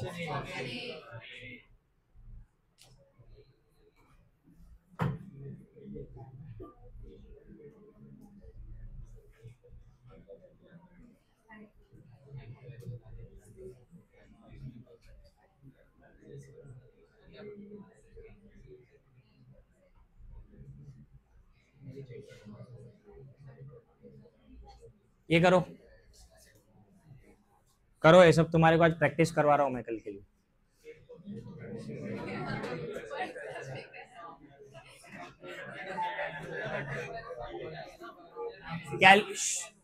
तो फिर बातें चालू हो गई। Rate constant of first order if concentration of reactant decreases by 90%, decreases to नहीं लिखा है इस बार, decreases by 90%। आ गया, क्या बात है, कौन सा फॉर्मूला लगेगा, इधर ए नॉट कितना आएगा 100, 80 कितना आएगा, यस 10 आएगा। रेड्यूस बाय 90% का मतलब होता है 100 माइनस 90, और ये टाइम आपका 30 मिनट से सारे आंसर मिनट्स में, तो इट इज के इक्वल टू 2.303/30। ये तो 100/10 आएगा, ये तो 10 हो गया, तो ये 1 हो गया पूरा, 3 से डिवाइड करना है इसको, कितना है आंसर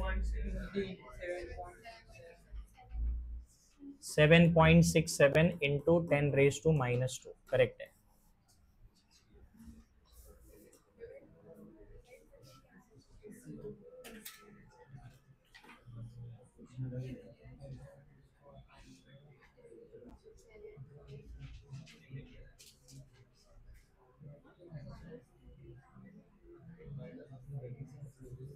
ये वाला सॉल्व करो, अब ये जीरो ऑर्डर का है। Percentage of unreacted reactant, what is unreacted, कौन सा होता है अनरिएक्टेड, 80 इन 90 सेकेंड्स हैविंग रेट कांस्टेंट 1। तो अभी मैंने आज तुमको integrated rate law for zero order सिखाया है, फॉर्मूला देख लो उसका, वही लगेगा।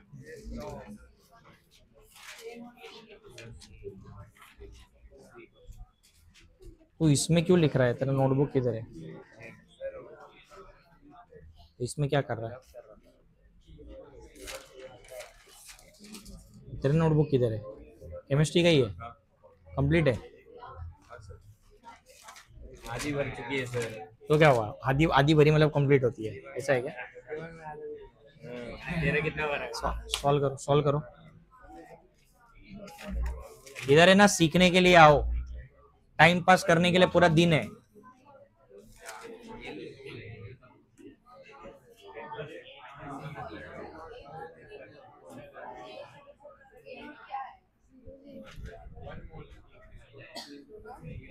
परसेंटेज बोला है मतलब ए नॉट 100 होगा ना बेटा।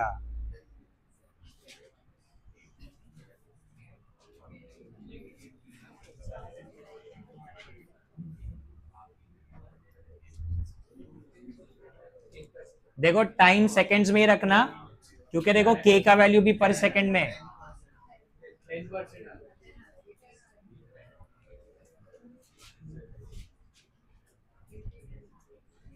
वो तो तुमको तभी पता चल जाना चाहिए था जब रेट कांस्टेंट का वैल्यू 1 था।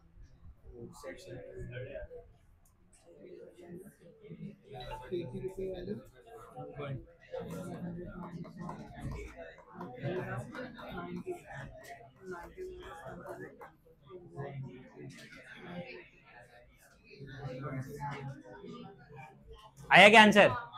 ये तो आपका 1 है, ये 100 है।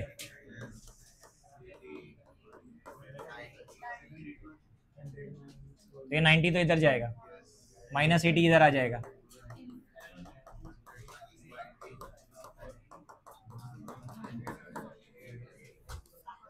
%।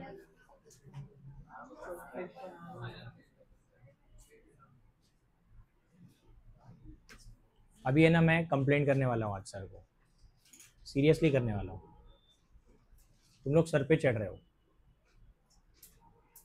तुम्हारी 2 बार ऐसे गंदी वाली धुलाई होएगी ना, मुंह सूजेगा तुम्हारा, तो तुम लाइन पे आओगे।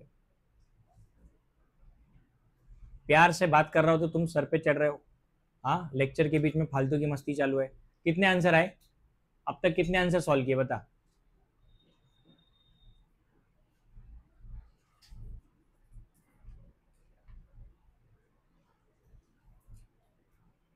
फालतू का टाइम पास अगर करने का है तो मैंने पहले भी बोला, लेक्चर में आने की जरूरत नहीं है उसके लिए।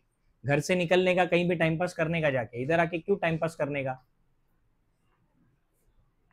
फिर अपने साथ 4-5 लोग कोर्स में लेने का, इन्वॉल्व करने का, फिर उनका भी टाइम बर्बाद करने का। प्यार से बोलता हूं कि भाई जो प्यार से बोल रहा हूं ना वो सुन लिया करो।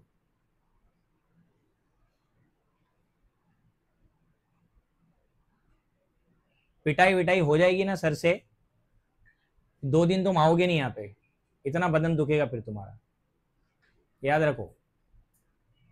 अब मैं कुछ नहीं बोलता हूं तो तुम ज्यादा ही कर रहे हो ओवर।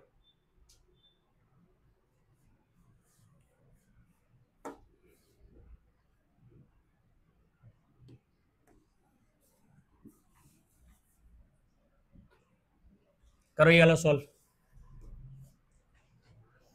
हाफ लाइफ निकालना है, हाफ लाइफ।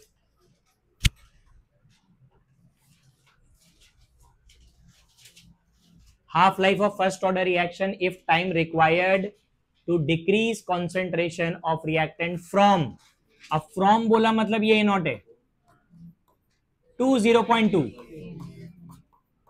ये आपका टाइम दिया हुआ है, और देखो सारे आंसर्स आर में से, आर में दिया हुआ है, तो उसको चेंज मत करना। हाफ लाइफ निकालने के लिए के चाहिए, पहले के निकालना पड़ेगा, पहले के निकालना पड़ेगा। 12 log to the base 10, 0.8 है ना, तो 0.8 बाय 0.2, तो ये तो 4 आता है आंसर। log 4 तो तुमको बताया है, 2 log 2, हाँ तो ले लो ना, ये 4 आएगा इधर answer. So it is 2.303 upon 12, log of 4 is 0.60। ये क्या है, 6 से कैंसिल होता है। करो जल्दी सॉल्व।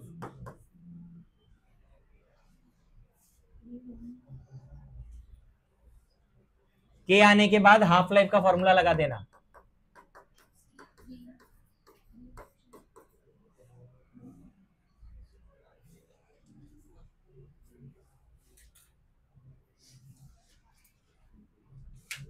कितना आ रहा है के का वैल्यू?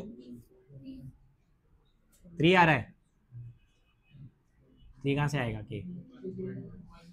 अबे 0.6 है, इसको अपन 6 इंटू 10⁻⁻1 लिख सकते हैं। 6 1 जा 6 2 जा, 2 से डिवाइड करो ना इसको। हाँ, इंटू 10⁻⁻1।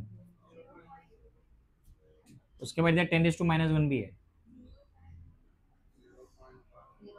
0.1151 ना? हाँ यही है, बराबर है। अभी इसके बाद वहां पे वैल्यू पुट करो इसका। पर आवर है ये, पर आवर। आवर का वैल्यू इधर डालो।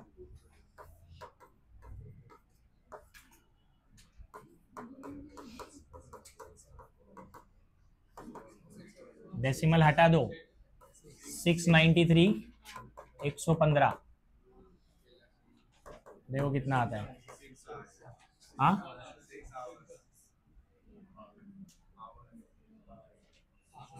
6 आ रहा है। 6 और 90, हाँ बराबर 6 आ जाएगा। 693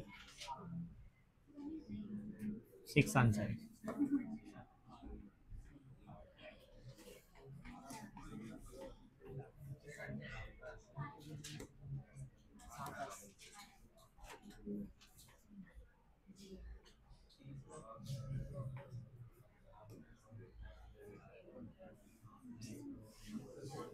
half life of first order reaction is 1 our.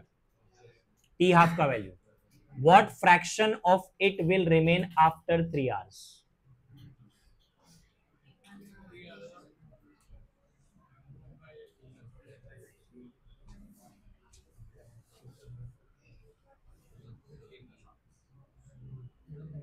First order reaction है ना, मतलब वो लोग ये बोल रहे हैं कि A0 से A0/2 होने के लिए 1 घंटा लग रहा है। तो what fraction will remain after 3 hours? 1 घंटा और लगेगा तो ये हो जाएगा 1 घंटा और लगेगा।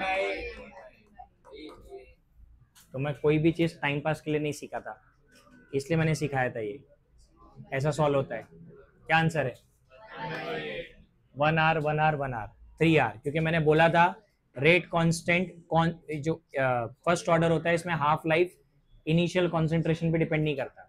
हर हाफ लाइफ आने के लिए सेम टाइम लगेगा। तो 3 आवर्स के बाद you get A0/8, that is 1/8। ये बचा हुआ है,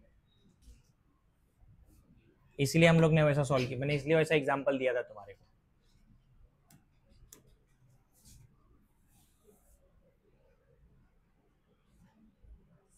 बताओ।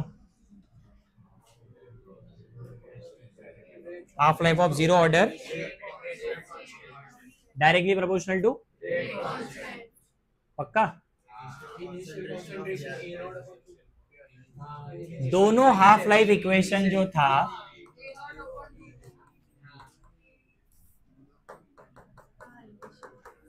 ये फर्स्ट ऑर्डर का है और ये जीरो ऑर्डर का है। के और ये तो इनवर्सली प्रोपोर्शनल है। इधर पूछा है डायरेक्टली प्रोपोर्शनल। जीरो ऑर्डर में A0 है। A0 क्या है? Initial concentration. रेट कांस्टेंट और ये लोग इनवर्स होते हैं, याद रखो। इधर टी हाफ और रेट कांस्टेंट इनवर्सली प्रोपोर्शनल होता है दोनों में।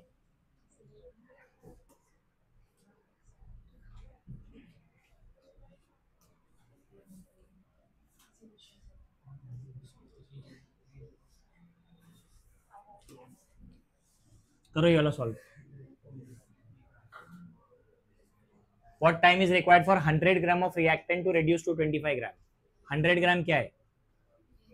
A0 है, reduce to 25 हो गया तो 80 25 ग्राम है। और दिया है हाफ लाइफ।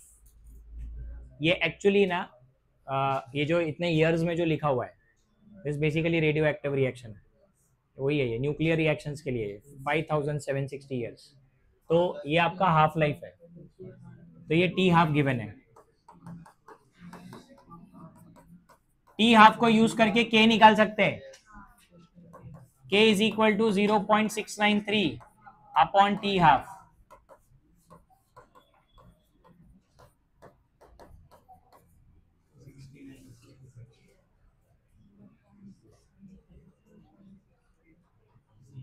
इसको ना सॉल्व मत करो, इसको रहने दो ऐसी। फ्रैक्शन सॉल्व करने आएंगे तो और प्रॉब्लम होएगा, वो फ्रैक्शन वैसे ही रहने दो। अभी सीधा के का फॉर्मूला लगाओ। अपने को क्या चाहिए, टी चाहिए ना। हाँ, so T is equal to 2.303 by K log of 100/25 100/25 4 जा लॉग 4 तो अभी भी लिखा था हमने 0.60। ये किधर जाएगा। हाँ, तो अभी करो उसको सॉल्व।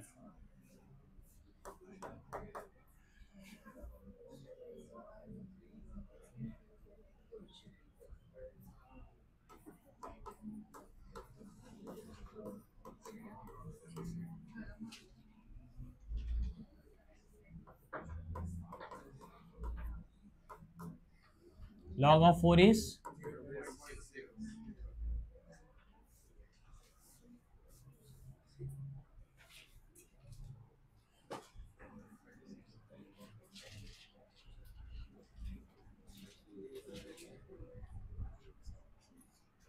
तो 5760 ऊपर ले लो, ये वाला। ऑप्शन डी 526.480 हो रहा है कैंसिल। इसको 1/2 लेते हैं और बराबर है।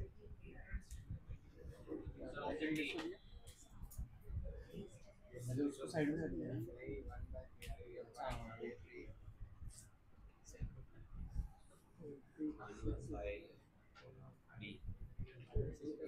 कितना आ रहा है, डी आ रहा है पक्का।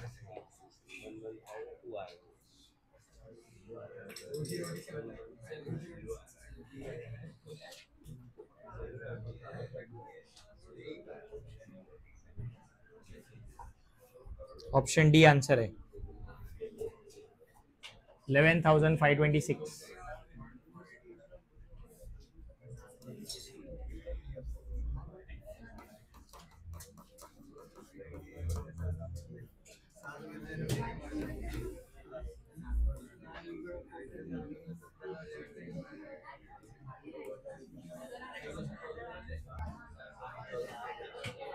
ये बताओ,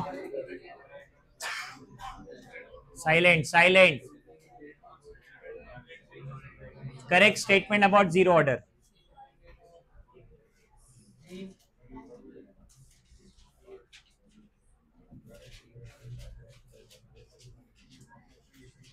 कौन सा सही है, ए।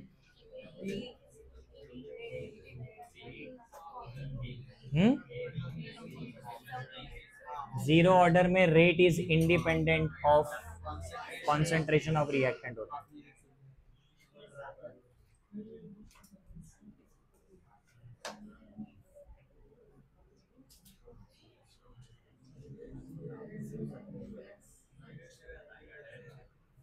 ये तो सेम टाइप का ही है।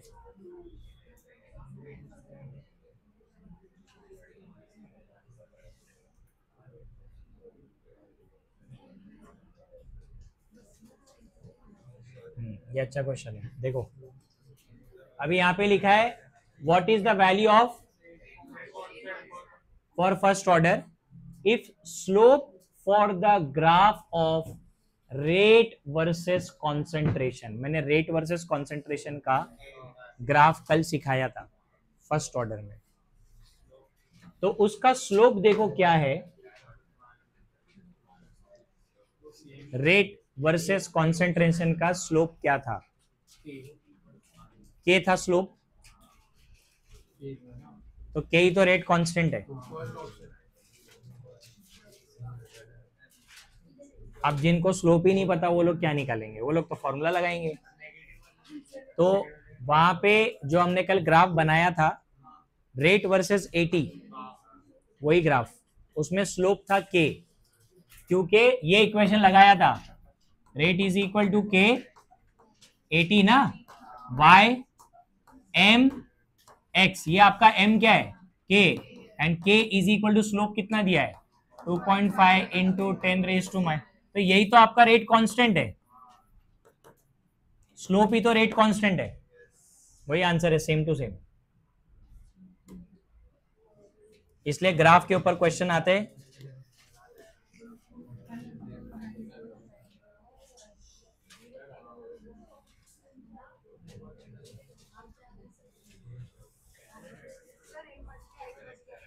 हाँ वो तो रोज बचता है, ये बताओ।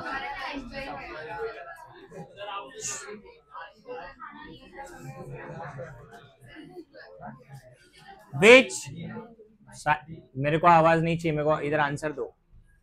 Which from the following is the slope of the graph of 80 versus time for zero order. अभी आज ही हमने 80 versus time for zero order बनाया। कौन सा फॉर्मूला था वो जीरो ऑर्डर का?